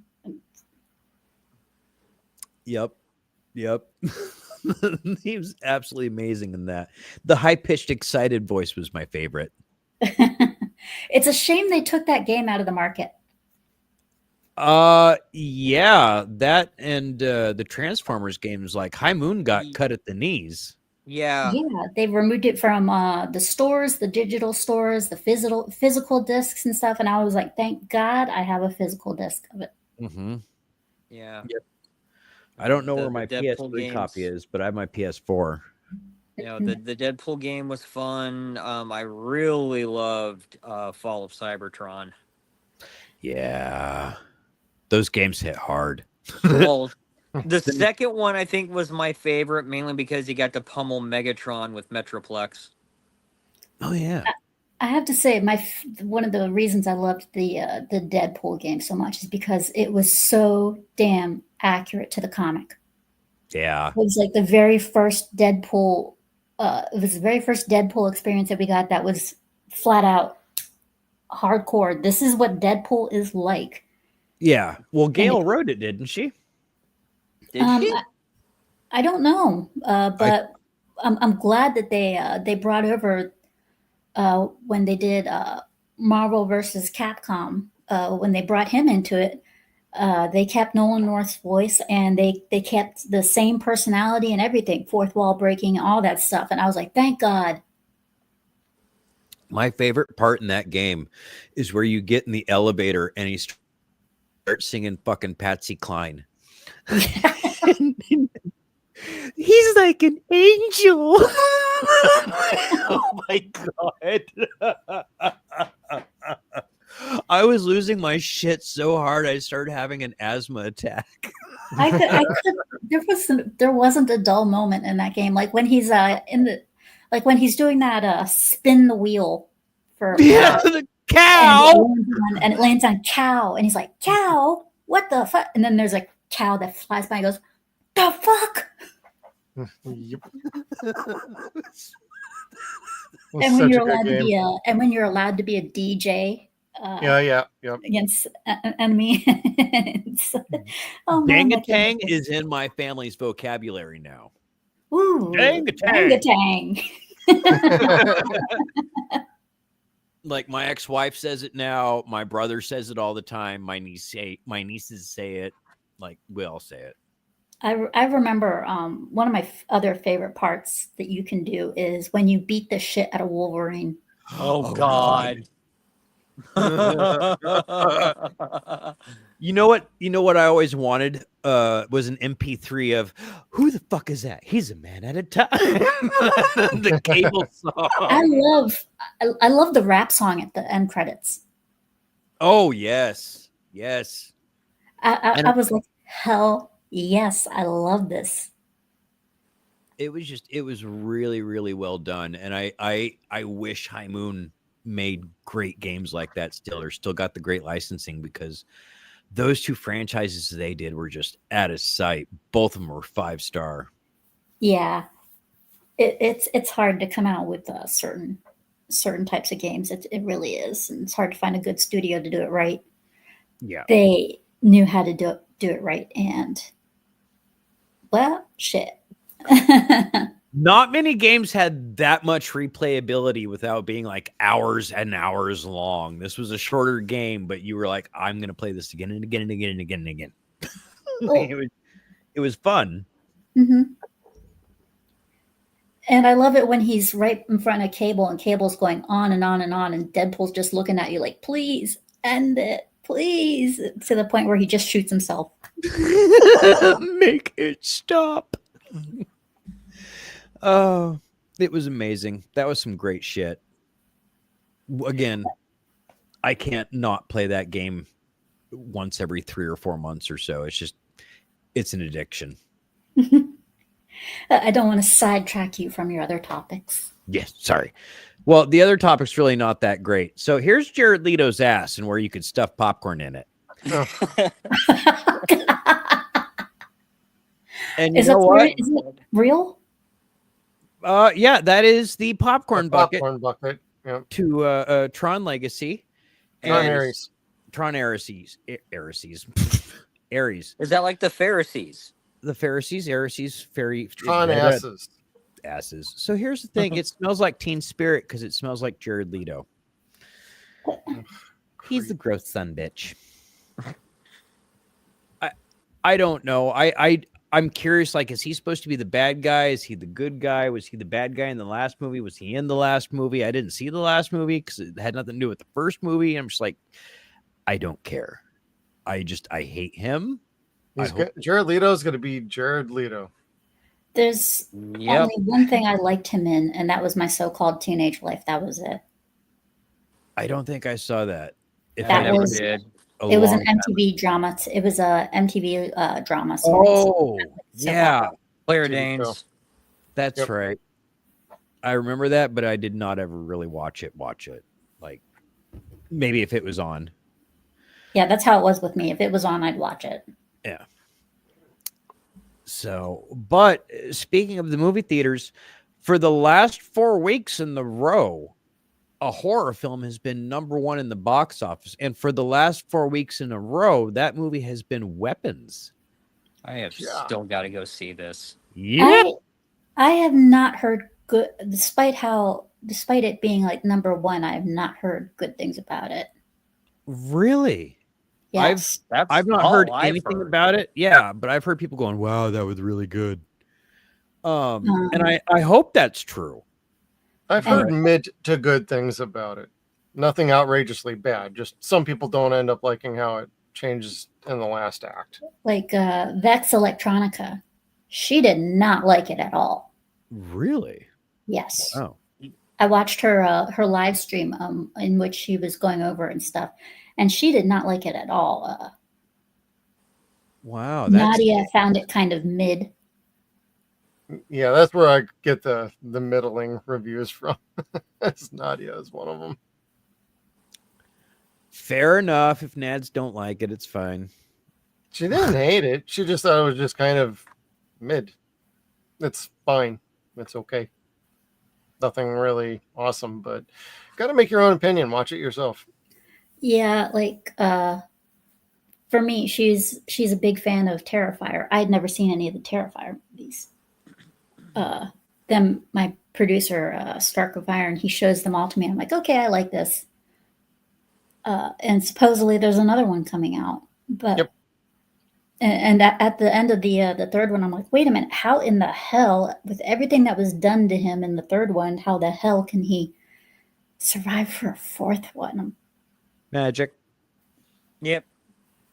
But supposedly Weapons is doing very well in theaters, and I haven't seen it myself. It kind of makes me wonder, though, if The Conjuring Last Rite is going to knock it out of its place. I hope so, in a way, because I like the Conjuring series. And I want that to do well for James Wan and for Patrick and for Vera. Yes, thank you. But I don't know, from what I've heard, the changes that they've made to this story, I'm just kind of like, stop it, you guys. You did this last time. The real story of what happened was scarier. Mm-hmm. Yep. Like I read the book when I was a kid of The Haunted, which is what the new haunting movie or Conjuring movie is about. And some really horrible shit happened to this family. It was pretty comparable to The Haunting in Connecticut.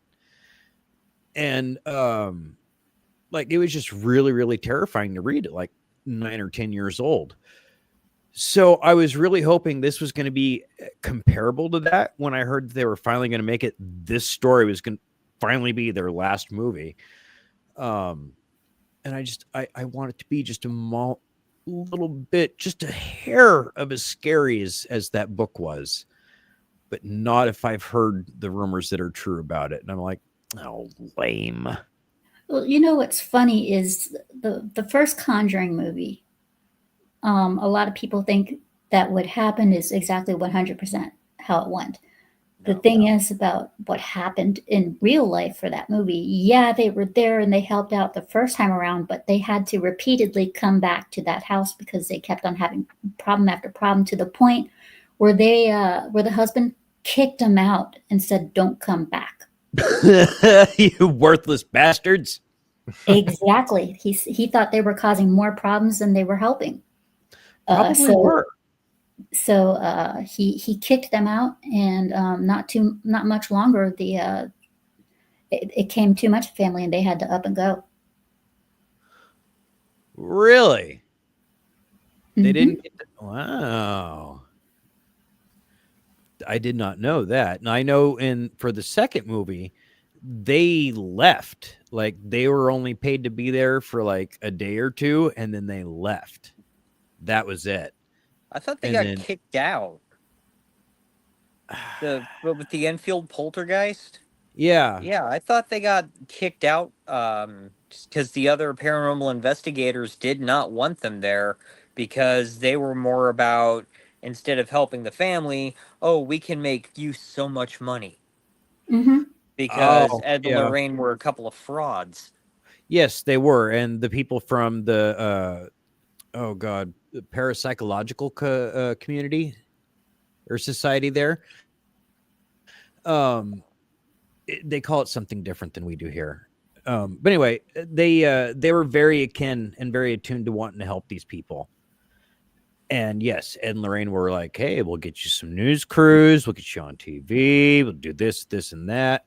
Because, like you said, they were frauds. But at the time, they were such loud and famous frauds, they got so many people to believe in the science. But they put so much bullshit into the science that it muddied it and then sullied it eventually and made it have to work harder again. So I don't know. Hopefully parapsychology becomes a good science again. I know a lot of people want to pretend to be Ghost Adventures and stuff, and Zach Bagans. Good for them. Keep searching, keep trying. Go to college. Your mom went to college. Yeah. Just Briefly. remember that Columbia University does not have a parapsychology department. That was all made up for the movie. I know. No one's had a parapsychology department in a very long time. I was Just very ask the disappointed Ghostbusters. that San Jose State didn't have one. Just ask the Ghostbusters. We That's did. what I was getting at. Shit. Bagans is an extremely huge fraud, and he's bought a whole lot of scientific relics that could be studied. But yeah, fuck him. Anyway, bingo card time. Here's how 2027 is looking so far, and I gotta say, not too shabby. Not great, but not too shabby. There's gonna be a lot of stiff competition that year. So, did you hear about Avengers Doomsday? Oh, we've been talking about that a lot. Which part? RDJ might be leaving. No, I did not hear that. So apparently, just like they have with other Marvel movies, they've been tossing out writers left and right. Mm-hmm. Well, now it seems, according to Culture Casino, it seems that the writing team that they are bringing in will be the writing team from Deadpool. Oh no! Oh boy! And apparently RDJ and Ryan Reynolds got into it. And RDJ is saying, if you don't change the writers, I'm gone. So word is that he is up in the air as towards sticking around. Wow. He will have them by the balls. He knows how to do it. Oh yeah, because he's been the cornerstone of the series. Yes. I mean, of Marvel. I mean, the only reason people wanted to go see the Marvel movies in the first place was because of RDJ. Yeah. And it wasn't just Iron Man. It was RDJ as Iron Man. It was fucking awesome. Yes, it wasn't he was Tom great. Cruise. It wasn't anybody else. Chris O'Donnell, whoever the fuck else that they wanted. Oh, they rumored like about 30 different people. Yeah, like it was this guy that they thought no one should be Iron Man, and he just railed it right the fuck out of the park. Mm-hmm. So, yeah, like he redefined the superhero culture, and they defined it properly. And when they when they let him go, when they released him from contracts or whatever the fuck else, didn't want to renew another contract with him, everything went to shit because they thought that they could do their business policies shitty with actors that didn't know what they were worth. And if they lose him from Doomsday, Mm-hmm. then that means Secret Wars is also going to go to shit because Yep. Doom is a cornerstone in Secret Wars. Yeah, he plays a big part in Secret Wars. So without RDJ if Doomsday goes to shit, then Secret Wars is going to start having problems. Then again, it already is, granted, but it's going to get even more problems. What Secret Wars getting right now? They still have they have it slated. They're having problems with the script. Go figure. As well as Shit, they haven't finished the one for Doomsday. as well as the casting for Secret Wars. Disney. This could have been resolved if they had completed scripts like well ahead of time. Just saying. It could have been resolved if they had just stopped after Spider-Man No Way Home. That too. Or after Endgame even. Because I gotta say, Spider-Man No Way Home was very good for what it was. I enjoyed it a lot. And had they just stopped right there, would have been fine. But no, then they had to go into the multiverse with Doctor Strange, which, oh my, mind-blowingly bad. And what did they do with that one? They kill off the Scarlet Witch, which is one of the worst things they could do because she was actually one of the most liked female characters. She was the most likable character in all of Phase 4.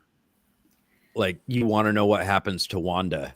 Mm-hmm. That's the only person I cared about in Phase 4. You sure it wasn't because of the boobas? The boobas? I mean, I like boobas, don't get me wrong, but she's... She had the best set.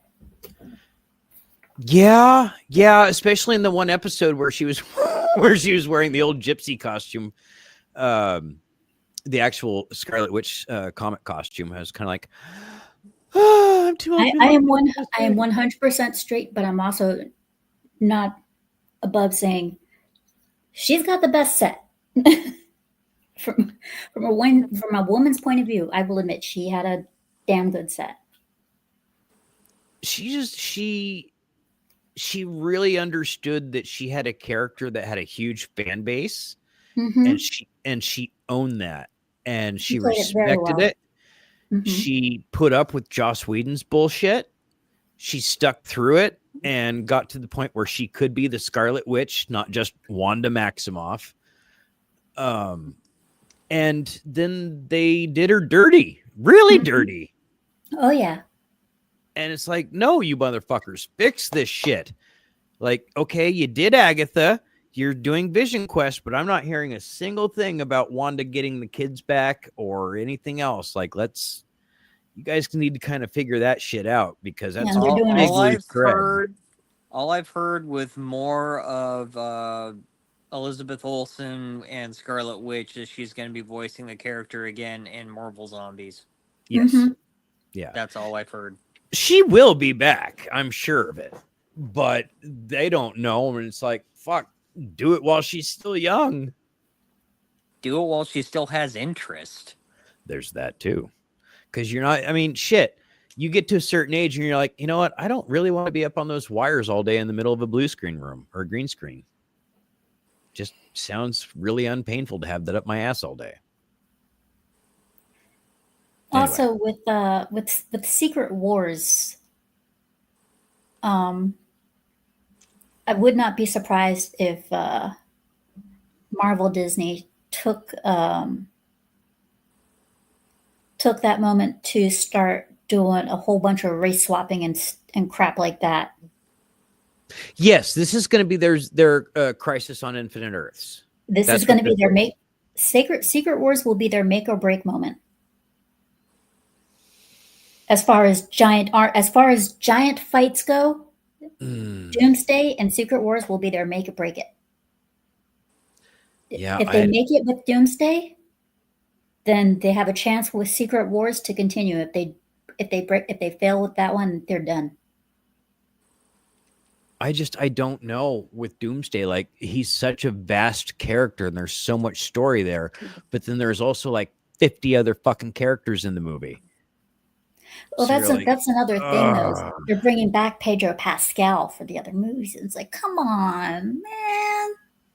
Yeah, Pedro is going to be the lead for the hero. And you're like, I don't know that that's necessary. I mean, yeah, I guess, because it's Reed's got to fight Doctor Doom, but shit, the MCU so far has been Bucky and Sam leading these two different Avengers teams now. That's really what we've been doing, and now the TVA. And that's another thing about Doomsday. It's not just RDJ and stuff. There's a lot of internal fighting now between the actors. The Thunderbolts cast, they're starting to fight amongst each other too.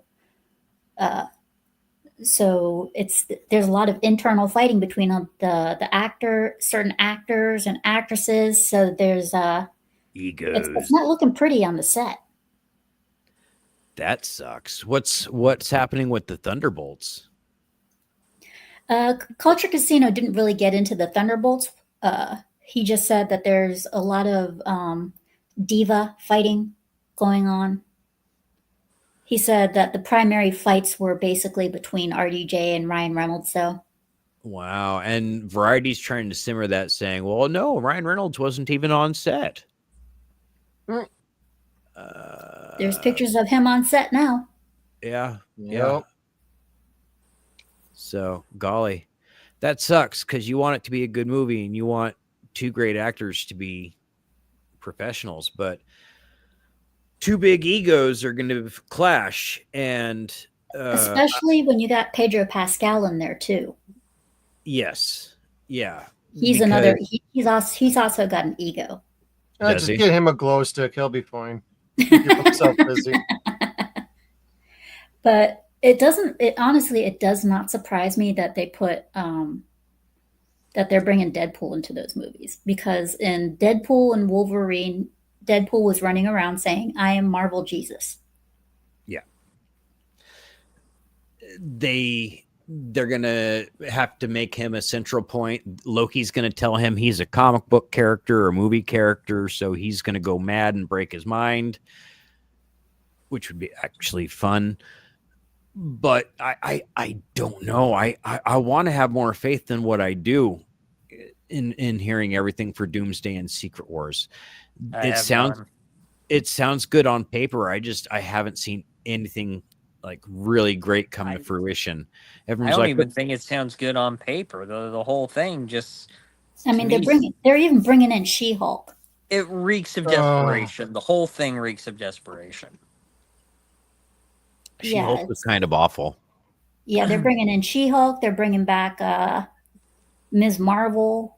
I mean, they're bringing back half the cast that they're bringing in are cast members that people did not like. Yes, they're doubling down. Yes, they're doubling down. Boy, that budget for the movie is just going to keep on racking up with all these big salaries. And when this is done, you're going to have the Young Avengers, which is that cast that no one asked for.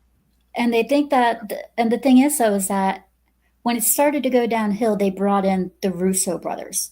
And they think that the heroes of Marvel are going to be the Russo brothers directing again and bringing back RDJ. That's not how it's going to work. No, they need good writers. They need a lead writer, someone to replace Feige, someone to say, yes. I have a roadmap. I have an idea. This is a big universe. We could do a bunch of different things in it. Here's what we can do for right now. And if this works, we can expand from there. They are trying to hit quotas. They are trying to hit demographics, and they are not trying to hit the fan base. No. They're not trying to hit people that like going to see comic book movies. Like, most of your old-fashioned comic readers don't know who the Young Avengers are. They don't care about any of these these kids. They don't fucking care. They want to see Captain America. They want to see Wolverine. They want to see Fantastic Four, Thor.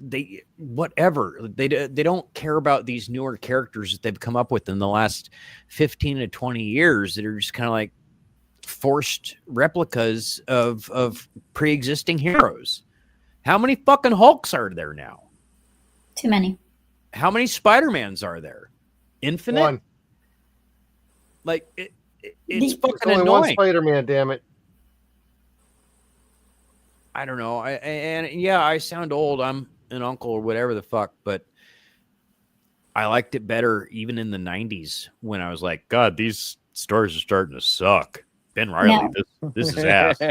Now, rumor has it. Now, rumor has it. I can't confirm this, but rumor has it. I think WDW Pro and Culture Casino have mentioned that Tom Holland's Spider-Man is going to play a big part in Doomsday and Secret Wars. And in all honesty, I can see that because of his history with Tony Stark. So I can see him playing a big part in that movie.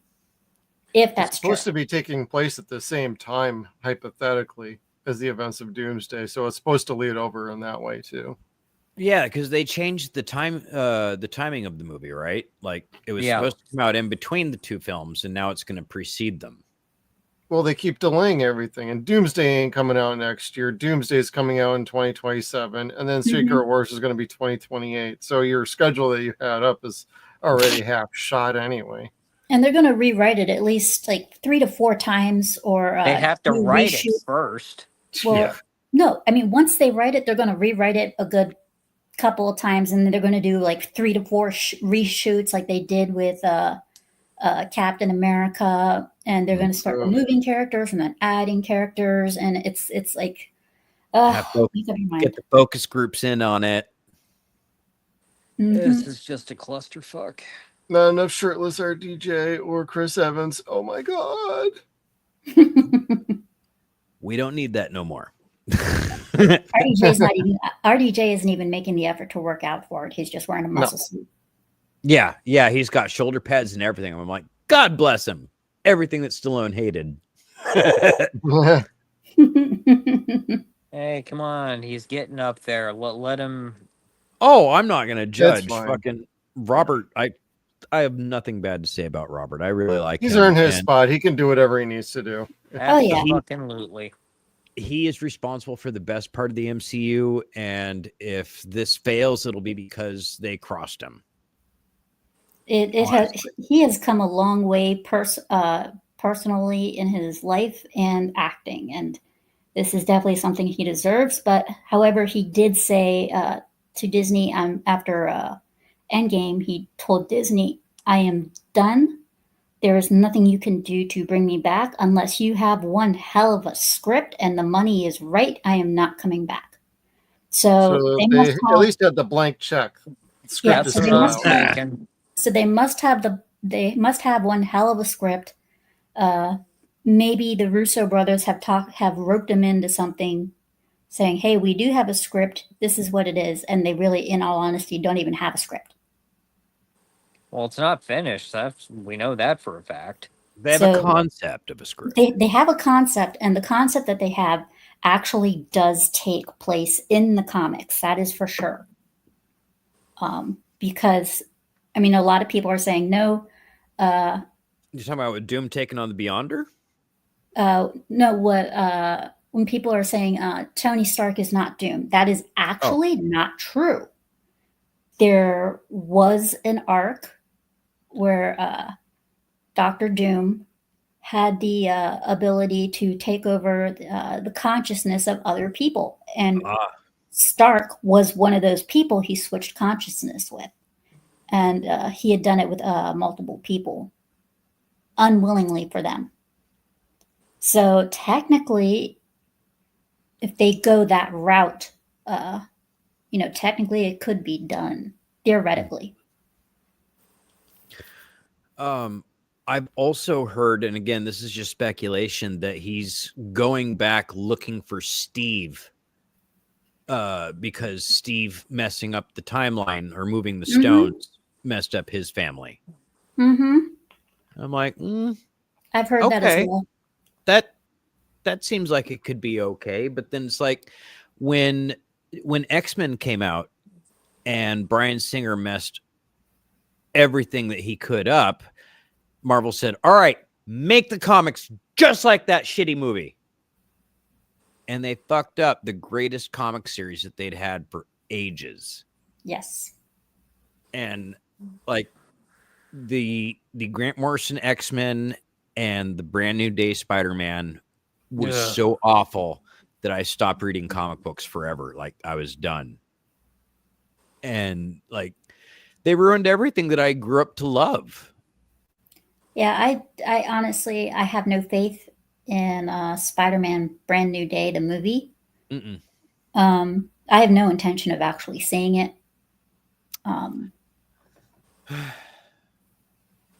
Because I mean, they're doing exactly what they did with.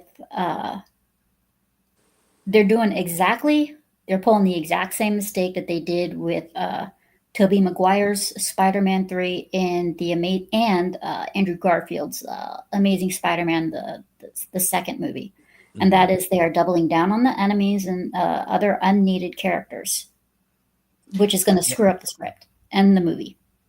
Yes. More female love interests, more villains. And him fighting the Sinister Six was pretty cool. Like, I don't know if you need to exceed that. Well, also on top of that, they're bringing back Zendaya and Jacob Batalon, the two people who was his best friend and the other one who was his love interest. Neither one, at the end of No Way Home, neither one of them knows who the hell he is. So why bring him back?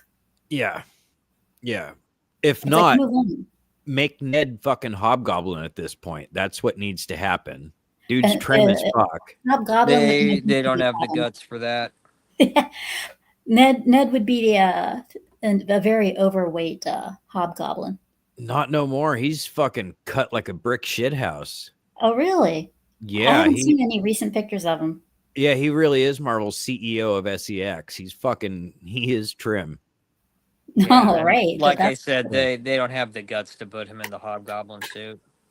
I don't know if they have the guts to do the Hobgoblin story in a Spider-Man movie. Like they're not going to get a whole lot of kids into that shit. Hobgoblin was cool. Mm-hmm. So I love the way they did him in No Way Home. They gave him the comic book accurate costume and everything. I was like, now that's cool. It was much cooler than what they'd done so far, but they really needed to give him a mask. Everything else was great except for the mask. And I was just like, fuck, you guys were this close. They did the comic book version of him. Yeah. And I like that they went to the comic book. Because if it's one thing I'm a stickler for detail. Yes, and it was the old-fashioned Norman that had the mental illness. Like, is Norman okay, or is the Goblin in control? Because that was a thing back in the 1960s and 70s. And that was the fun Green Goblin. And they made him that in No Way Home. Yes. And that was a lot of fun. That was much cooler than Norman was in the first movie. And I loved it so much. And I don't want another Norman other than Willem Dafoe. And I know we're not going to keep Willem Dafoe. We can't, even though I know he wants to. Willem Dafoe, he's freaking crazy. During that movie, the fight scene between him and Tom Holland, those two were actually really duking it out because Tom Holland did all his own stunts in that movie. Same with Willem Dafoe. He insisted. And he said right in the middle, and you see this in the movie when Willem Dafoe's character, like after Tom Holland's just punching the crap out of him, how right mid-punch, Tom Holland just, his Spider-Man, Willem Dafoe's character just lets out that really creepy-ass laugh. Tom Tom said, I was so taken aback that I actually stopped what I was doing, and it scared the crap out of me. And that's the Green Goblin. I loved him. He was great. But yeah, I lost faith in Marvel a long time ago. Yeah. And it sucks because I love their legacy characters, but and we'll talk about it a little bit more in a few minutes, of course, but I'm really rooting for the people down the other end of the road. Like the DCU is going to kick ass in the next few years, I think. This most recent Superman movie, though, what's really funny is the most recent Superman movie, the dog stole the show. Crypto stole the show. It's like, wait a minute, you're supposed to care about Superman and the other characters. No, we only care about the dog. But no, put the dog back on the screen now. That's what happens when you work with animals. Like the right animal can be awesome. Yeah, and Crypto, I gotta say, Crypto was funny as hell in that movie. Yeah, because he wasn't a good boy. No, he wasn't. He was, but he wasn't. And it was just entertaining because my dog is a piece of shit. I love her so much. She's such a sweetheart, but she's a piece of shit and doesn't listen to a single thing you say. I love it when he's in Lex's office and he's just taking all the employees and tossing them around, banging them against the desks and everything. And Superman's like, Crypto, stop. And it's just it's like the dog does not hear it. The dog won't hear it. He's like, screw you. I had a lot of fun with it because it felt like watching a comic book. Like I got bored during Man of Steel. It had its moments of great special effects and fighting, but I got bored. I didn't feel like I was watching Superman per se. And in this I did. And Peacemaker, I've never read Peacemaker before, so I can't say anything to the source material, but it fucking killed me. Season 1 was hysterical. I don't like Peacemaker. No? I try to push Peacemaker out of my head. I just like the Nightwing comic where he beats the crap out of Peacemaker by grabbing his helmet and twisting it around so he can't see what the fuck he's doing. Yeah, that sounds fun. Sounds like dick. It was a dick move.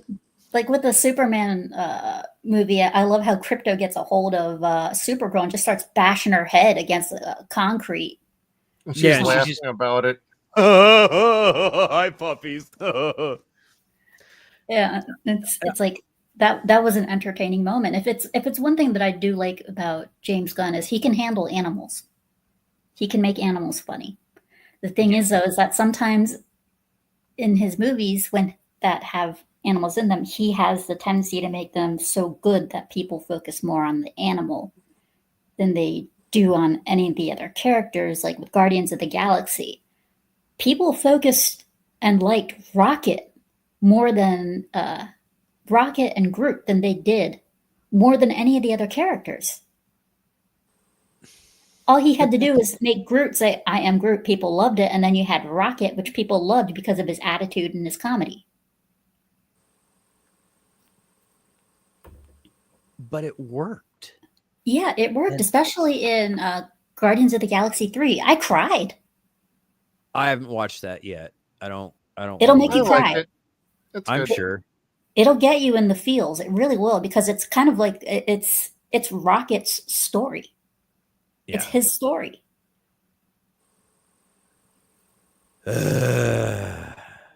And you should see it. I know everyone was like, they race swapped the High Evolutionary. I was like, he's not purple.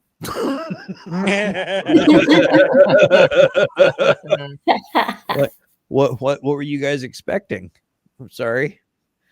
And see, that's what I was saying before. Like, there's times where they've like race swapped where I've been totally compliant with it. Like, this works and I applaud it. And the best case that I could say for that is like the Spider-Man video game where they make Tombstone out to be a black guy and he's just scary as all fuck. And I'm like, Yeah, he's cooler in the comic books than here. Well, he's not a fucking cannibal like he was in the comic books, but still. It was really scary. Still, Ish. it's like it works. Yeah. So, but things that I I can't say this works. I think they're just doing this because they don't have much of a choice. But Warner Brothers is going to tap the well on something again, and not just Harry Potter, but Harry Potter actors. They're bringing back Warwick Davis as Professor Flitwick, and I'm sure 3 or 4 of the goblins.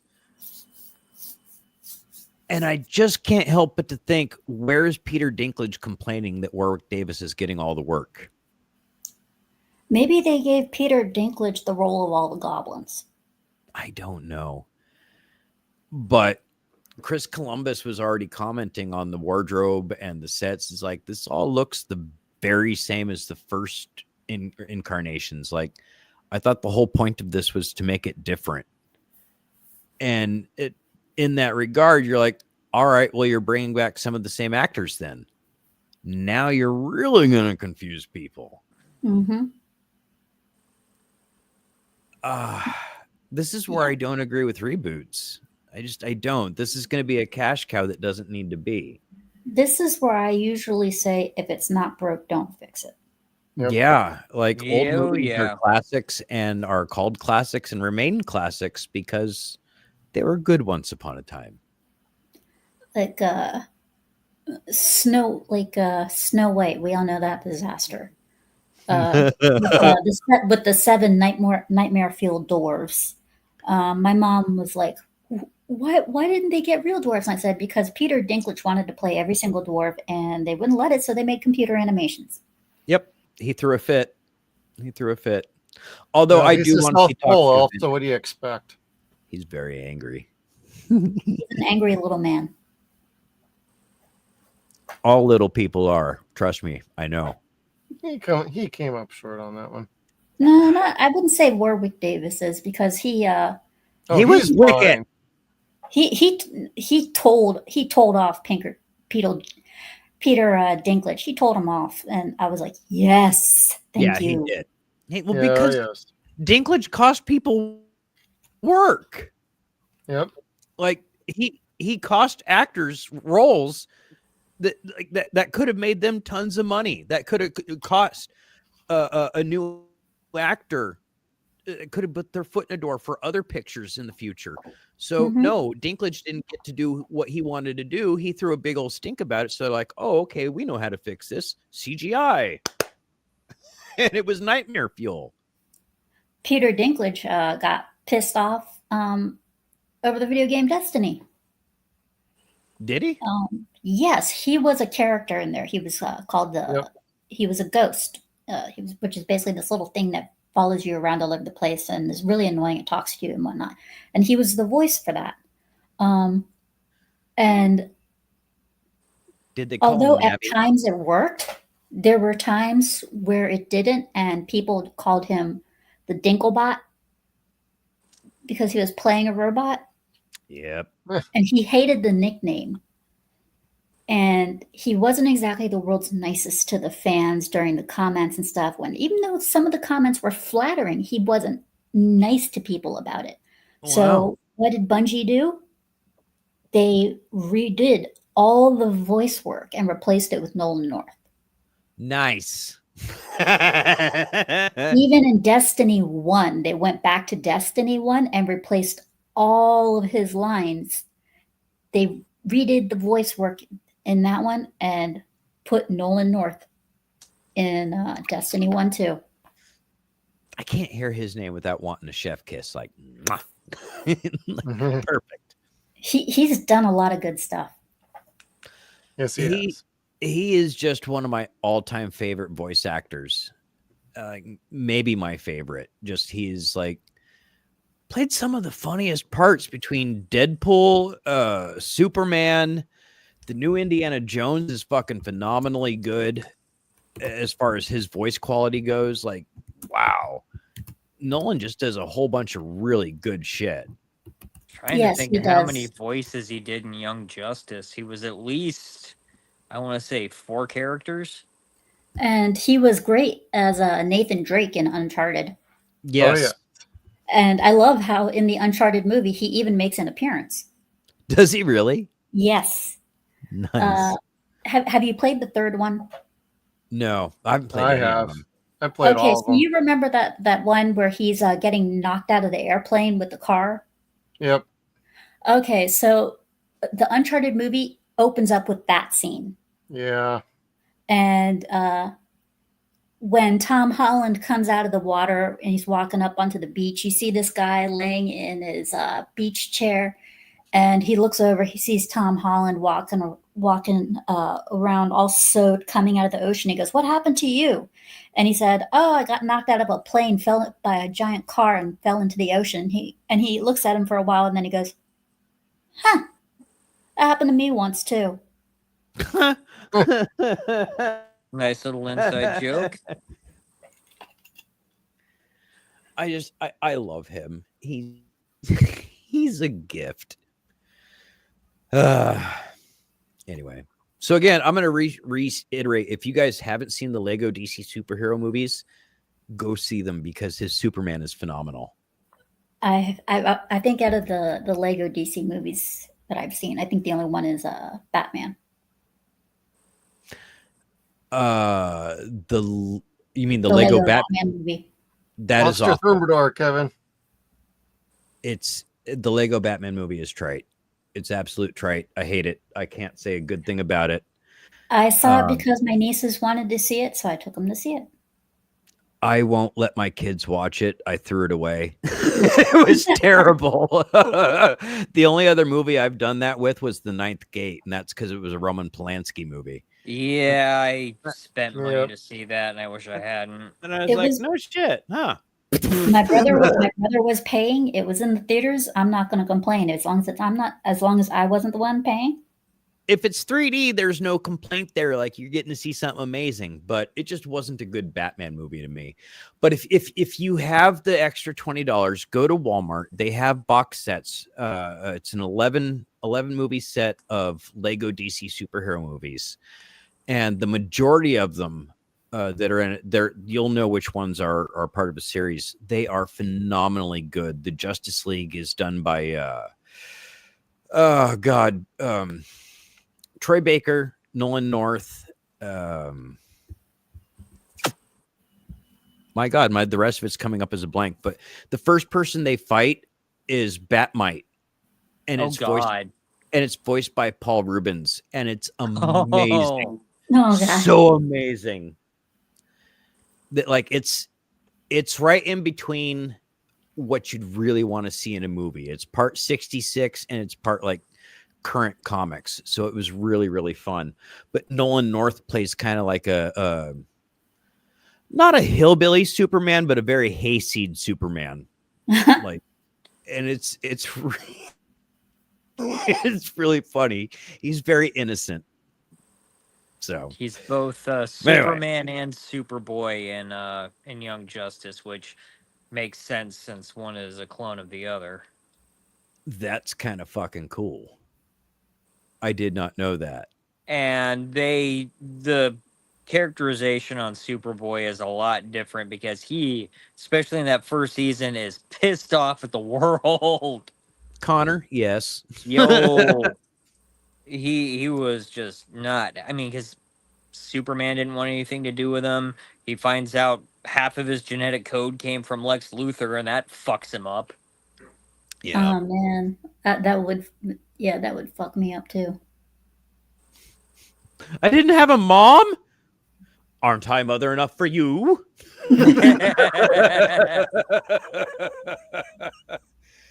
Oh man. So here's a little bit of good news. Kristen Bell is going to be in Violent Night 2. I never even saw the first one. Oh, it's so good. It's so a good movie. It is our lowest watched review, and it's the best movie we've ever done. I love it. Like, if you hate Christmas movies as much as I do, it is the greatest ever. It's someone saying, okay, Die Hard's not a Christmas movie. We're going to make it a Christmas movie. Here we go. We're going to turn This is John basically McClane. Die Hard at Christmas with a badass Santa. Yeah, like we're turning John McClane into Santa Claus. Let's do this. And it worked. Like if you just suspend that disbelief that you start this movie off saying, yes, Santa Claus is real. These are terrible people. He's going to punish these naughty people to protect this good little girl that's been nice. That's the movie. And there's a whole lot of great fight scenes, some amazing explosions, and the bad guy is John Leguizamo. Nice. Which totally checks. Yes. And the best part is Leguizamo's henchman, Krampus, who's a sociopath. Just a complete fucking lunatic. Like the European, the scary European Santa. Yeah, and he has no problem pulling this guy's weenie out and putting it in a giant like nutcracker. Oh my fucking God. And he's kind of like, I'll do it, no problem.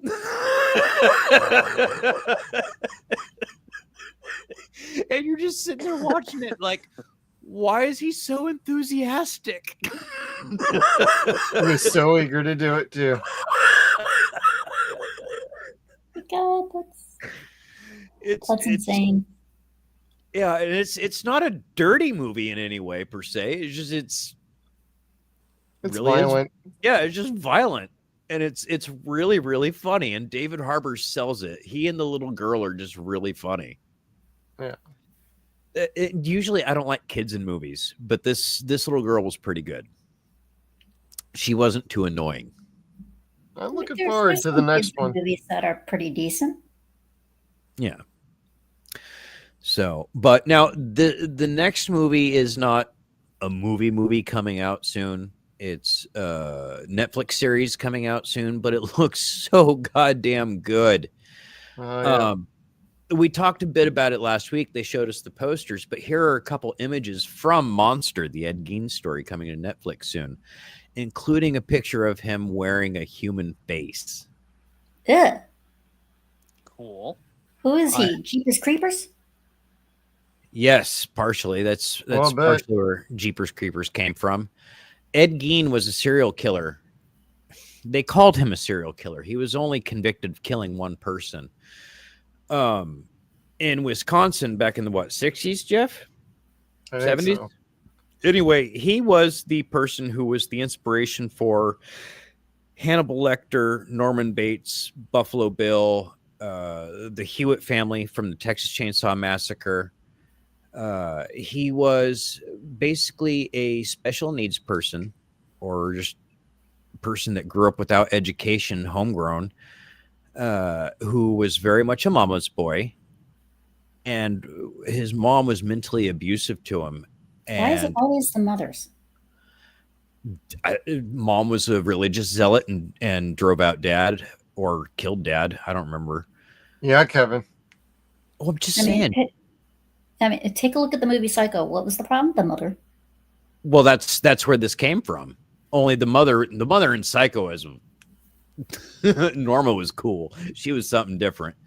But this lady was very mentally abusive and manipulative as far as like him taking care of her and doing things around their farm and money and this and that. And when his brother wanted to put her in a home, the brother had an accident and fell into a fire that they'd made, a bonfire. Oh, wow. And he had, when the mom passed away, he kind of went crazy and was very curious about women, and he didn't have any experience with women. So he learned about them by watching them in town and trying to talk to them, and then digging up dead ones and making suits out of them. So he knew what it was like to be a woman. And then he field dressed one that he'd killed. He accidentally killed her and didn't know what to do. So he field dressed her like a deer and was going to harvest her organs for food because he was poor. So, yeah. And when they arrested him, they found this in his barn, and her heart and on his stove, and her head in his oven. Her body was strung up, like I said, dressed up like a deer in his barn. And this is all stuff that you're going to see in this movie. And his house was furnished with furniture that was made from human bones and flesh and stuff like that.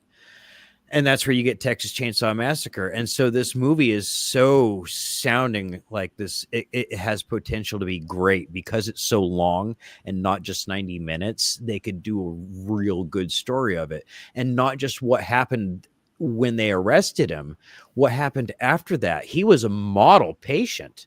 He was not found eligible to stand trial. He was insane. And they took him to a mental institution where they never, ever had a single problem with him. Everyone said he was the nicest guy, and he passed away in a hospital. Yep. He didn't know he'd done any wrong.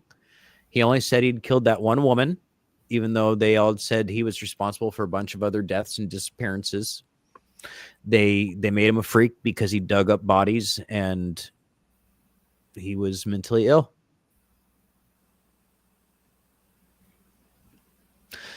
Yeah. So anyway, that's on tonight's serial killer talk. Riveting. My bad. Charlie Hunnam should be good though. We'll see. Charlie Hunnam's always good. Like I like him. I'm not the biggest of all SOA fans, but he's a really good actor. Like he could bring it home when he wants to. So Verbinski. Oh golly, they've got like 3 names in this article that make me go, I'm there. Gore Verbinski, Sam Rockwell, and Zazie Beetz. I'm so there. Juno Temple's also great. I can't say nothing bad, but like I will go see anything that these 2 are in. And the fact that it's a Gore Verbinski film makes it even better. So the last one I remember him doing was The Lone Ranger. I haven't heard his name attached to a movie in a long time. Well, that's because it was The Lone Ranger. Sometimes we make those movies for money. Yeah, Johnny. Cultural appropriation's fun. Speaking of which, Sophie Turner. God. I don't dislike Sophie Turner. I don't. But I don't know that I see her as Laura Croft. I don't. I'm sorry. Jolie will be the only one for me. Kinda. Like, if anyone's going to direct a new Tomb Raider movie, it ought to be Jim Warnowski. It just seems like something would be in his field of expertise. But, Sophie Turner is going to be Laura Croft in the new Tomb Raider movie. And I'm sure it's going to be much based on the newer versions of the games rather than the older versions and have nothing to do with the original 2 films. Isn't it being directed by Phoebe, whatever her name is, from Waller-Bridge? Yeah, Phoebe Waller-Bridge. She's show running it, actually. I don't know if she'll actually be in it or not. Where do I know that name from? She was in the last Indiana Jones movie. She was in the most recent Indiana Jones. She played his, I think it was his granddaughter or something like that. She's probably like the worst character in Indiana Jones history. Worse than Dog? Worse. Mutt. Sorry. See? Worse. I don't fucking care. Sorry. No, but Shia LaBeouf, no. I fast forward that movie until Marion's on screen. Yeah. He is worse than Shia LaBeouf, in my opinion. Harsh. See, I didn't see Dial of Destiny. I'll play the new video game and it's great, but I have no desire to watch Dial of Destiny. Me either. Don't. I want those 2 hours of my life back. Like the video game, I stopped playing it, like I said, with the depression fit, but it's you're not fighting the Nazis. No, you do fight the Germans eventually, but you start out with the Italians. You're time traveling. You're time traveling all over the place. No, I'm not good with that. I hate that. The multiverse and time travel, always hated it. Always did. And that's why I didn't like Phases 4 and 5. Or when during COVID, when DC had their Mega Dome that they did in lieu of Comic-Con, Jim Lee goes out there and was talking about the multiverse, Crisis on Infinite Earths, and in how great it was. It's like, no, you motherfucker. We all remember it was horrible. We hated it then. You fucked up a bunch of stories and it still didn't work. So you had to do it 3 more times after that. Stop trying to sell that shit and just make. They got to triple down. They have to triple down. They did worse. They like quadrupled down. They like, how many crises have they? I mean, there was Crisis on Infinite Earths, and you had 0 Hour, you had Final Crisis, Infinite Crisis. There was 4 of them. At least 4 or 5 or 6, I think. And then they did fucking Flashpoint, where then they brought in the New 52, and god damn it. I don't know. I stopped reading before that. Yeah, it's fucking Dan DiDio. Son of a bitch. This is the guy who got overridden when they were writing Infinite Crisis because he wanted them to kill off Dick Grayson. Why am I not surprised? I mean, he was able to write out Wally West. He tried to get rid of Bart Allen. He didn't like the sidekicks. So he's just trying to get rid of the fucking Young Justice? Well, they weren't Young Justice anymore at that point. Well, no, the Teen Titans. Yeah. Wow. I liked Wally. I didn't need Barry to come back at that point. Barry was great. I loved the issues I had with Barry, but I liked Wally as Flash. They did a story recently where a lot of characters had their powers taken away. One of them was Barry, so he's quasi-retired now with Wally acting as the main Flash.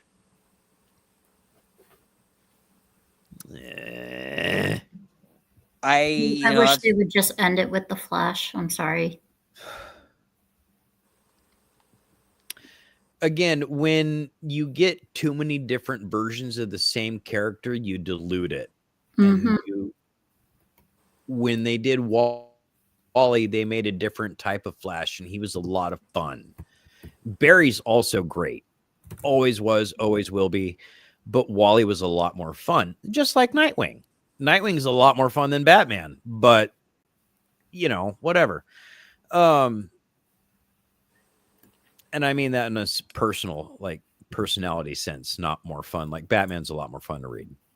Yeah, but what I mean is, as far as the DC movies go and stuff, the actors they've picked, they just need to stop like that. One actor who, like that one Flash movie where he was trying to rescue the baby and he stuck it in a microwave or whatever. Is that the movie with the pedophile? I don't remember that one. I've tried so hard to forget because of that one scene. I was like, oh god, this is stupid. The one with the Ezra Miller. Ezra, yes, Ezra. Yeah, no, I didn't see that. I won't. Dude's weird and beyond weird. He's I don't know. I didn't support him being cast as Barry. I don't he doesn't put out any characteristic of Barry Allen whatsoever. No, none at all. I've seen so many different iterations of the Flash actor-wise that it really just killed it for me. I will always look at John Wesley Shipp as being Barry Allen. He was pretty much the perfect one. And he made a goddamn good Jay Garrick. Oh yeah, even better Jay. I thought he was an even better Jay than Barry, but he was a really good Barry. He was. Grant Gustin was a really great actor for the show. Infinitely better than Ezra Miller, but the Ezra Miller Flash, there was flawed from the very, very beginning, from design, story, background, actor. Barry in name only, did not act anything like the character, had none of, outside of the powers, had none of Barry's personality. No intelligence, No, no. none. Yeah. I think the only thing he had was a dad in jail. That was it. And that was a recent addition to the canon. That started in the 2000s when Barry was brought back. When Jeff Johns wrote Flash Rebirth, because up to that point, Oh. Barry's mother hadn't been killed. His father, lived a long life with his wife. And when they brought Barry back, they did the rebirth story, and they had it so that Reverse Flash had gone back and killed Barry's mom, had his dad go to jail. It was just, I really, really hated that story. Yeah. But as much Flashpoint's as not I my would thing. love to stick around, I do Yeah. have to go. Well, thank you for coming on, Scooby Pup. If you want to let everybody know where they can find you on your channel and what you got coming up next before you head out. Even though it says Scooby Pup on the screen, my channel is Scooby Pup 01. I pretty much talk a little bit of everything. My flagship show is Scooby Pup's Podcast, which takes place every Saturday, 5 p.m. Eastern. And on that, I talk video games, art, anime, comics, you name it. And I'll talk about it. I have Scooby Pup Refuse, which is a recent addition. Finally got it started. And that's just like a random drop. It happens when it happens. Scooby Pup's Barcade, which is my gameplay streams. Those take place during the afternoon and evening, and those are Sunday through Friday.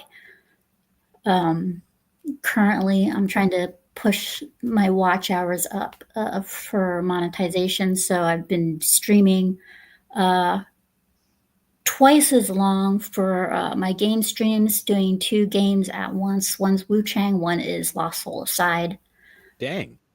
So I've been doubling down. Next weekend, I have the Real Tomby on Scooby Pup's podcast. So be sure to catch that. And tomorrow, I continue my hellish trek through Wu Chang Fallen Feathers.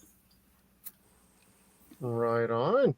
Well, thank you again for joining us tonight. You have yourself a good night. And I will update links in our description down below for her social media. And I threw a link in the chat for checking out her channel. And let's give her a bump. Let's get her over. So Thank you. And right. come October, it's going to be like strictly spooky. Everything is going to be spooky, from the podcast to the reviews to the Barcade streams, which my producer is really happy about as far as the Barcade goes, because I have a lot of horror games that I have not gotten a chance to sink my claws into, that I've had since the days of my PS3 and PS4 and have yet to play. So these are going to be they're going to be fun, and I'm going to let the audience pick which ones I play at what time. So now, Nice. do you have the suffering in those? no, I have picked out so far. I have Outlast, Siren Blood Curse, Silent Hill F. I'm going to get and play. So I figured those 4 are going to last me quite a while for the month of October. So now, yeah. I know we don't necessarily know what this term means in our profession, but if you ever find leisure time, try to find the Suffering 1 and 2. They were PS2 games, and they're absolutely phenomenal horror games. All right, I'll check them out. It is House on Haunted Hill set in a prison island. Oh, that sounds cool. Yeah, it's fucking awesome. I'll definitely have to check it out then.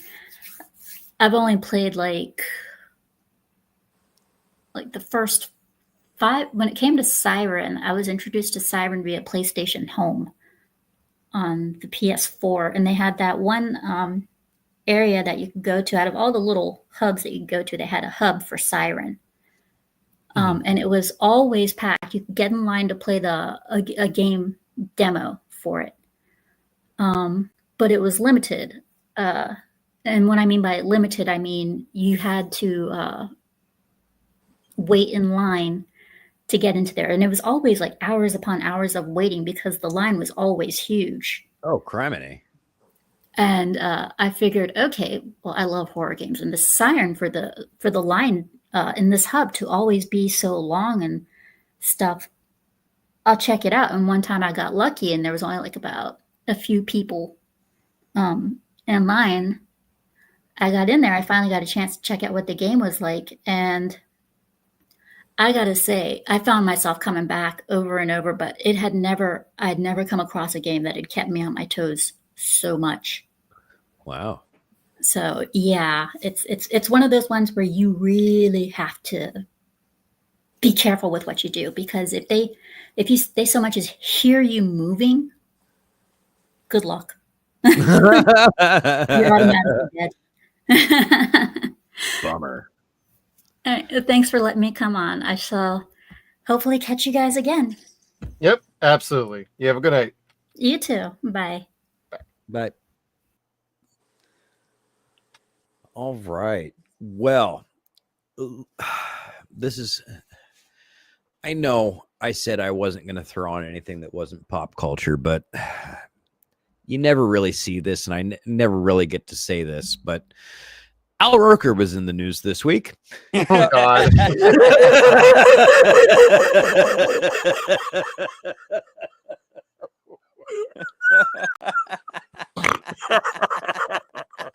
And The Rock laid off the sauce and hit the Ozempic, and there we go. Woo, I'm so sorry. I've been sitting on that for a week. Oh, shit. This is why he wasn't at WrestleMania. Yep. This is why the John Cena heel bullshit got dropped. And wow, what a waste of fucking time. Now, here's what's happening. Rock was in a movie called The Smashing Machine, in which he plays an MMA fighter. And now an MMA fighter is usually much more trim than a wrestler. Wrestlers are much more physically adonist, if you will. MMA fighters are trimmed, slick, and ready to kill. So Rock needed to change his body size for this movie that he was in. And he's starting to realize some of the things that we've been talking about on the show. And that's that people are really starting to take notice of John Cena. People are really starting to take notice of Dave Bautista. No one really cares to go see a Rock movie where Rock's just playing the Rock again. And so he said, oh God, basically he opened up a little bit and tells a bit of truth about Hollywood. And that's that producers and studios tell you, this is what you're good at. This is your lane. You're going to go real far in this lane. Stay in this lane and you will not stop. And that's what he did. And he made money, tons of fucking money for 20 years that way. And now it's starting to slow down. He's at the point where, okay, so his first big movie was The Rundown. It wasn't The Scorpion King. It was The Rundown. And there's this great scene where he's walking into the bar to catch his bounty at the beginning, and Arnold Schwarzenegger's walking out and tells him, have fun. And that was Rock's symbolic way of having the last action hero telling the new action hero, enjoy this new generation. And now Rock's getting towards the end of that. And he's starting to see it, because even though they're the same age, Dave's getting bigger roles. Dave's getting a lot more roles. Dave can actually act. Dave can actually act. That's a big one too. Dave can play other people, not just Dave. John can be really entertaining. Yeah. John can be really entertaining. He can't Sometimes. Yeah. He can act, but when John gets going on a roll, like, fuck, that man's funny. He really is. because you look at him like Captain America, but he talks like a fucking sailor, and he's just goddamn hysterical. But Rock he's seeing that, and now he's trying to reinvent himself. He has lost the actors or the wrestlers' weight, and he is going to attempt to be an actual actor. An actor. So here's what's going on in your neck of the woods. So I want to see the Al Roker biopic. I'm sorry. Channing Tatum says that for Avengers Doomsday, he's toning down the Cajun accent a little bit. There's not going to be any of the ooh, I'm about to make a name for myself jokes, anything like that. He says, you know, that worked and that was okay for Avengers or for Deadpool and Wolverine. It was a joke. It was a shtick. It was a gimmick. He goes, this is much, much bigger. He goes, this movie is bigger than anything you can imagine. We're going to take that Cajun mask off there, and we're actually going to make, you know, something a little bit more serious. And you know what? Chan needs to do that. If he wants to hold on to the role of Gambit, he needs to do that. The comedy bit was not going to work going forward in this X-Men franchise. And this is really going to be the big test to see if they'll take him through X-Men. I don't know. I mean, that's my guess anyway. Like, if he tests well for this, yes, I think they'll bring him through. Gambit's my favorite character, but I did not like him. I did not like Channing Tatum as Deadpool. I actually like Taylor Kitsch, even though it was X-Men Origins Wolverine. Yeah, he was fine, and he's the appropriate age, and he would actually do very well in the role now. Yeah. He's a better actor than Channing. I'd love to, yes, but I'd love to see Channing lose a little bit of weight because Gambit's really kind of trim. He's not very muscular. He's tall and lanky. Like, he's svelte. Yeah, he's a thief. But you know, I really liked what they did in Deadpool and Wolverine, and if that's its own little pocket universe thing, that's fine. I get that, but you're right. I do like the original Gambit that they had. I didn't like the way that they portrayed him, but I liked the actor. The actor did a really, really good job in that movie. Think they'll give him something kind of looking like comic accurate looking eyes? No, too expensive. Well, I mean, they could do something with contact lenses. Yeah. It'd be simple, but Channing would have to be able to be one to do it. He'd have to be as patient as Alan Cumming.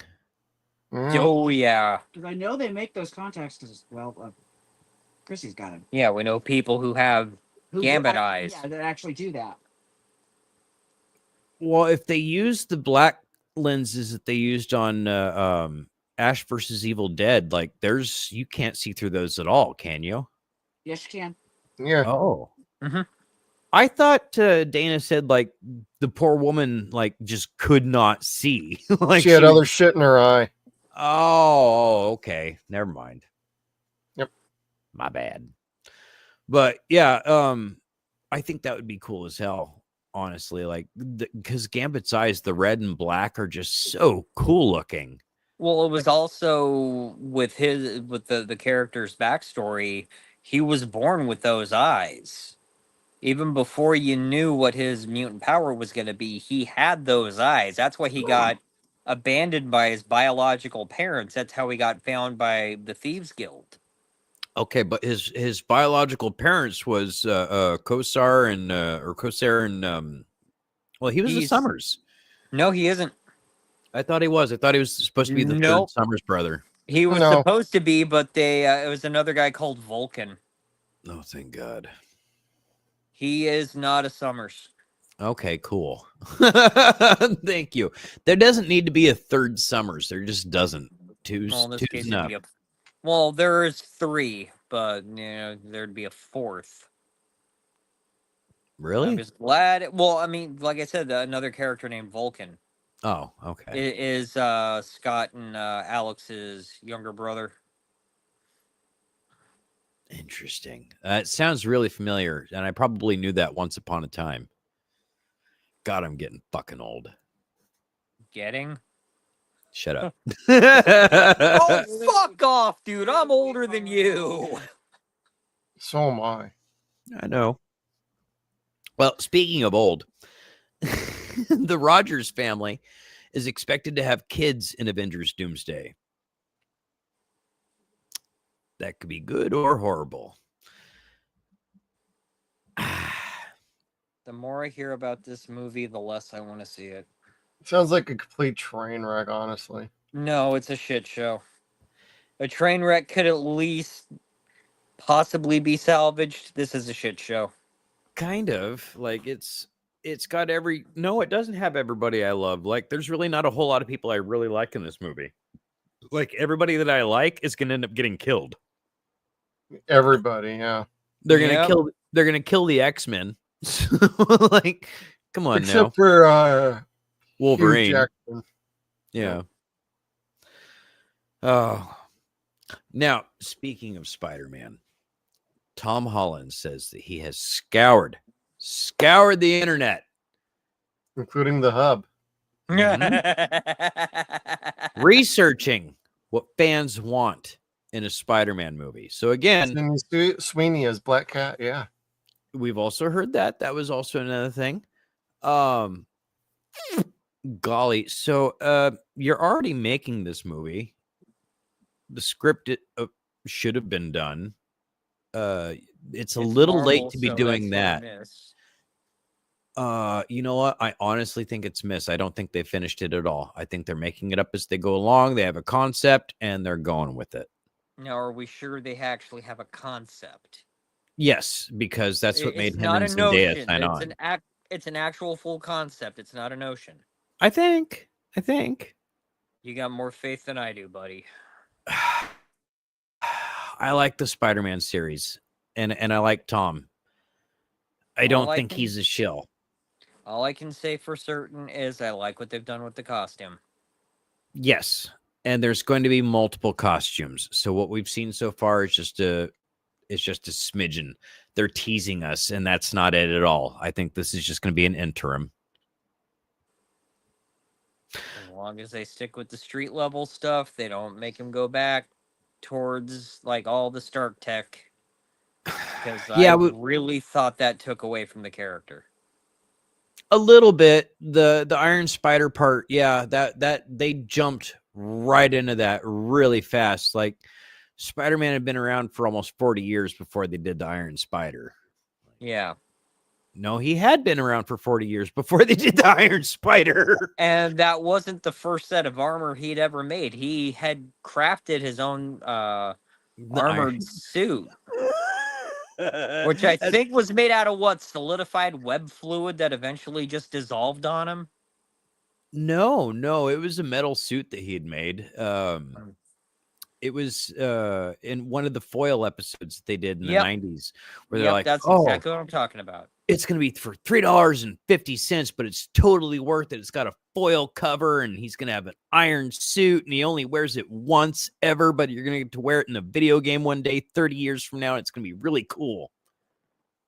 Wasn't just a foil cover. It was a hollow foil cover. That's right. That was the green one, I think. Fucking 90s. Green or black one. I don't remember. But Tom, so my man, what people want to see in this Spider-Man movie is not in your Spider-Man movie. It was almost in your last Spider-Man movie, but you forgot the fucking mask. Just put the fucking Green Goblin in there. Make it right. Come on. No Harry.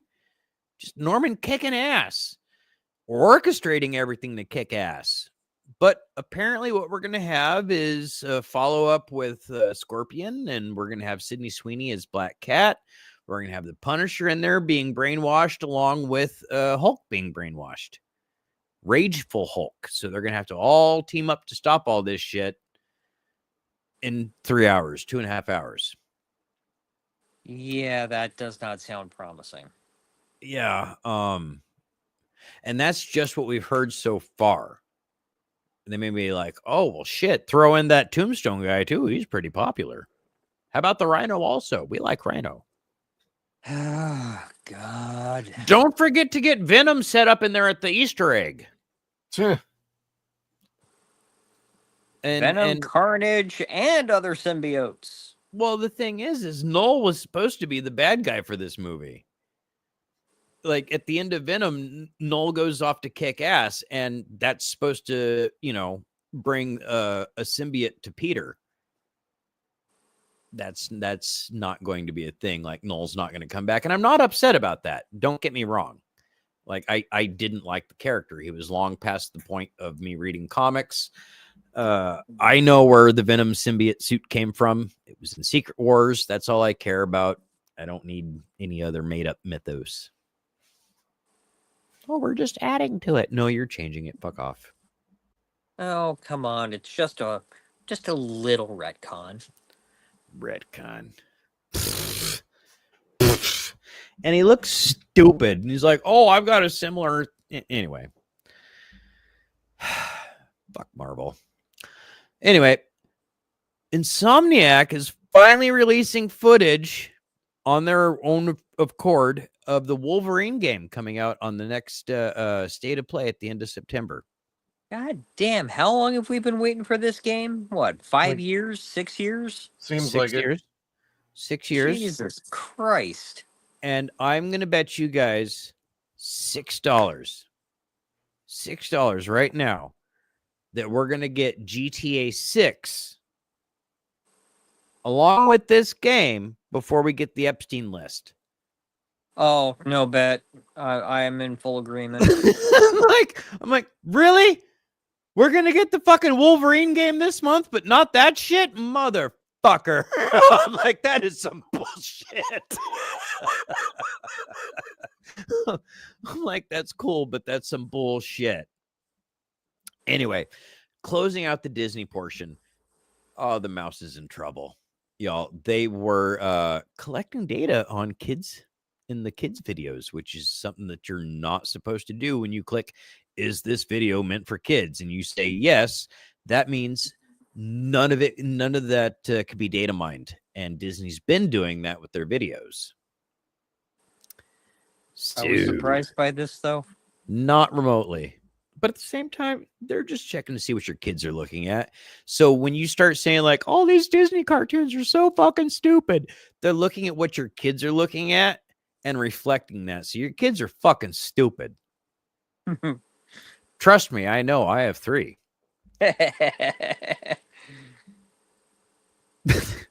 Sorry, babies. See, I have 2, but they have 4 legs.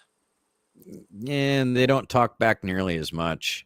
Chad wins. Yeah, they do. That's debatable. Fair enough. Especially Okay. those 2. Good news down the road, though. Dude, if I get to see Lex's battle armor in a movie, fuck yeah. I was upset that we didn't get to see it in this last movie. I was certain we were going to. I was certain that we were going to see a fight at the end with Lex and Superman duking it out. And I want to see this suit. I don't want to see the metal Superman faux pas one. No. That was, oh God, that was like towards the end of the New 52, beginning of Rebirth, I think, is when he had that blue armor with the S shield on it. Yeah, they had it in Lego DC Villains, and I'm like, it's dumb. Stupid as shit. The only battle armor of Lex's that anybody wants to see is the green and purple. Yeah. For like the last 40 years. At the very least. Yeah. Ever since I first saw that armor, like in the old Superpowers toys. Mm-hmm. Fuck. That's the iconic Lex armor. Yes. And those toys made your imagination just fucking fly. Like, oh man, he could handle a punch from Superman or take a punch to Superman because it's all kryptonite and whatever the fuck else. Like, it was just so much fun playing with them. It really, really was. So, but James Gunn says the sequel is coming out in 2027, and it is going to be called Superman: Man of Tomorrow. Now, does that reflect, or is that referring to Superman, or is that referring to Lex? Is that referring to both of them? Are they going to be fighting each other? Are they going to be teaming up to fight a bigger threat? Are they going to be teaming up to fight fucking Brainiac? I want to see them fight fucking Brainiac. You've been jonesing for that since you were little. Oh, hell yeah. Brainiac takes over Lex, doesn't he? Only in Justice League Unlimited. Oh, okay. I thought that was in the comics too. No, because the way they did Brainiac in the animated universe, as opposed to how he was in the old comics, is completely different. Yes. In those cartoons, he was a Kryptonian AI. In the original comics, he actually was from a race of like techno-organic beings from a world called Kolu. He was one of the computer tyrants. Matter of fact, one of his descendants, Brainiac 5, is part of the Legion of Superheroes in the 31st century. Yeah, Brainy. Yeah, Brainy. But Hated he, that character. Brainiac was Kaluan. He wasn't Kryptonian, and he never. I mean, he and Lex would kind of come to loggerheads on occasion, but they never actually. No, one never took over the other. Oh wow. Although I could see Lex trying to co-opt Brainiac's technology, that is not out of the realm of possibility. Yeah, it's definitely a Lex thing. Definitely. So, and then let's see here. Also in DC news, here's Owen Wilson on the set of Clayface. Oh, I'm sorry. That is Clayface. Never mind. Sorry. Owen Wilson. It's there was a broken nose and blonde hair. What was I supposed to say? It was the only joke I had. All right. Now, cultural relevance. Do you remember the Alamo? Yes. Do you remember the last story we did about the Alamo prior to Ozzy pissing on it?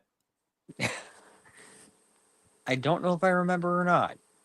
They bought yes. Pee-wee's bike, and here it is, set up in the Alamo, not, however, in the basement. So, well, that's just a missed opportunity.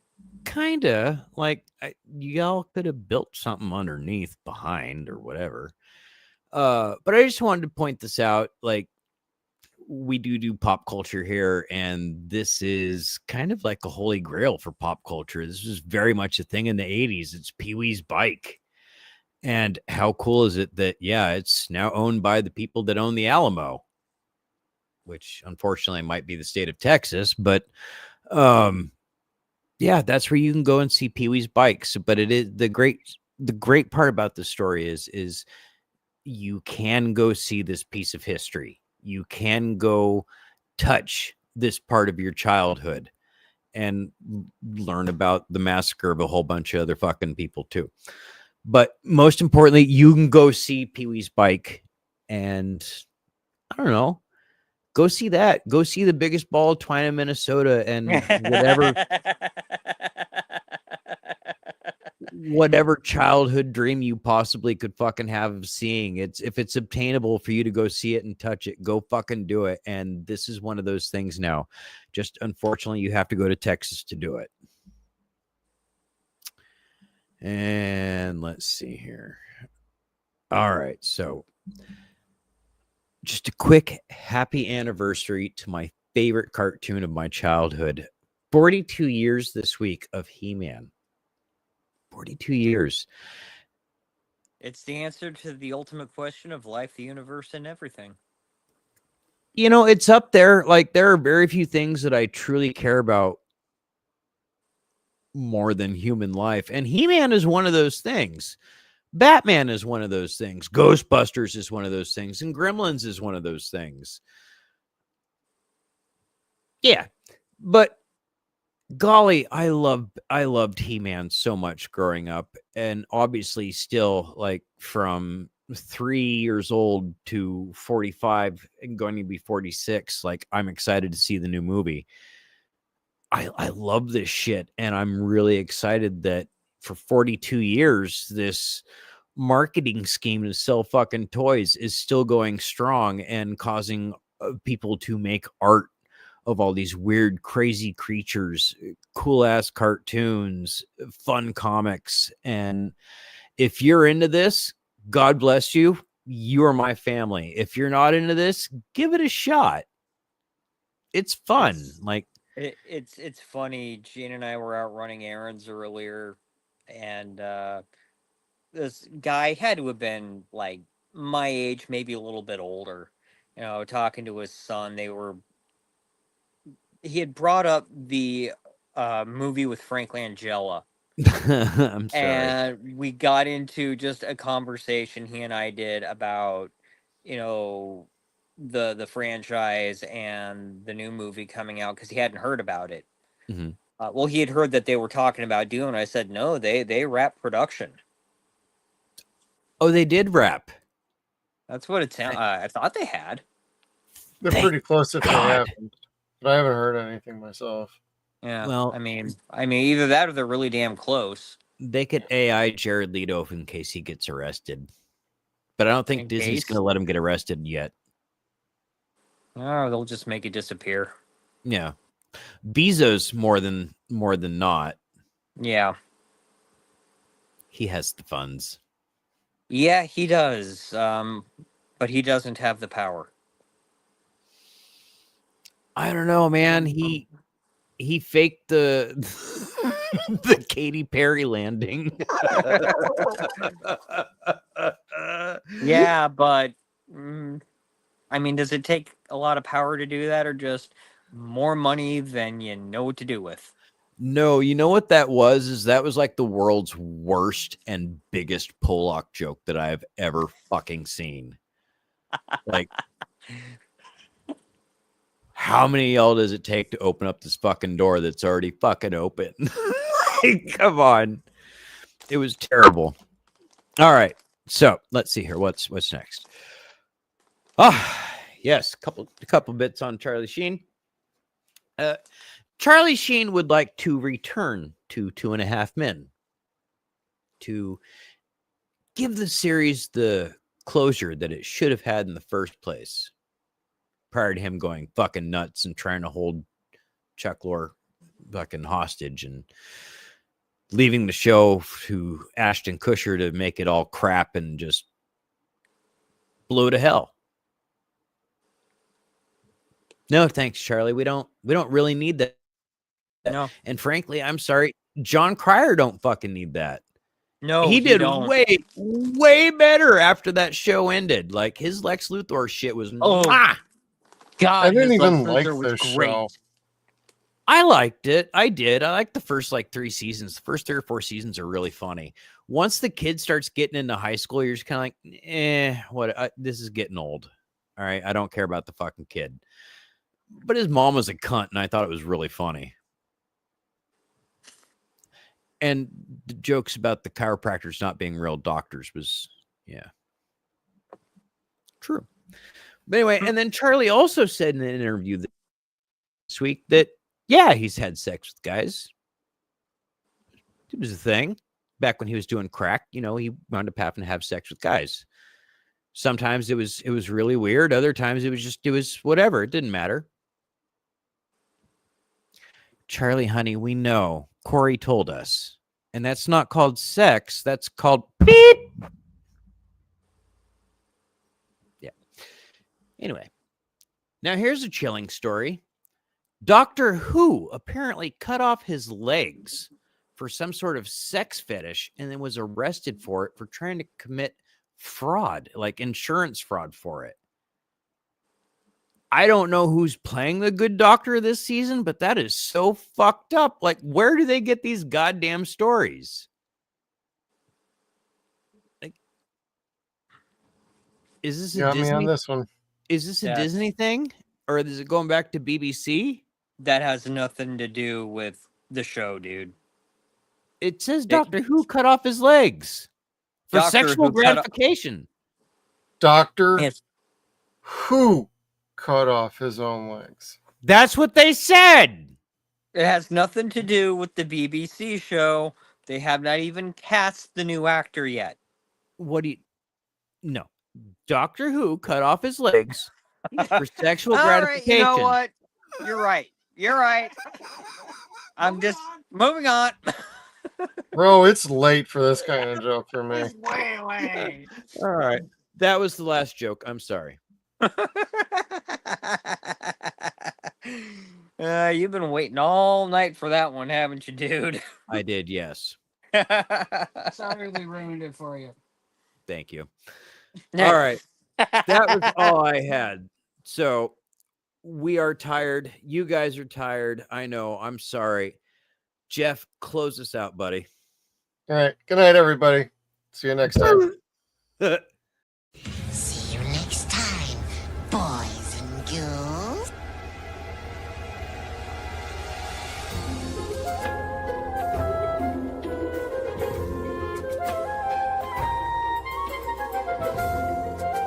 Get out.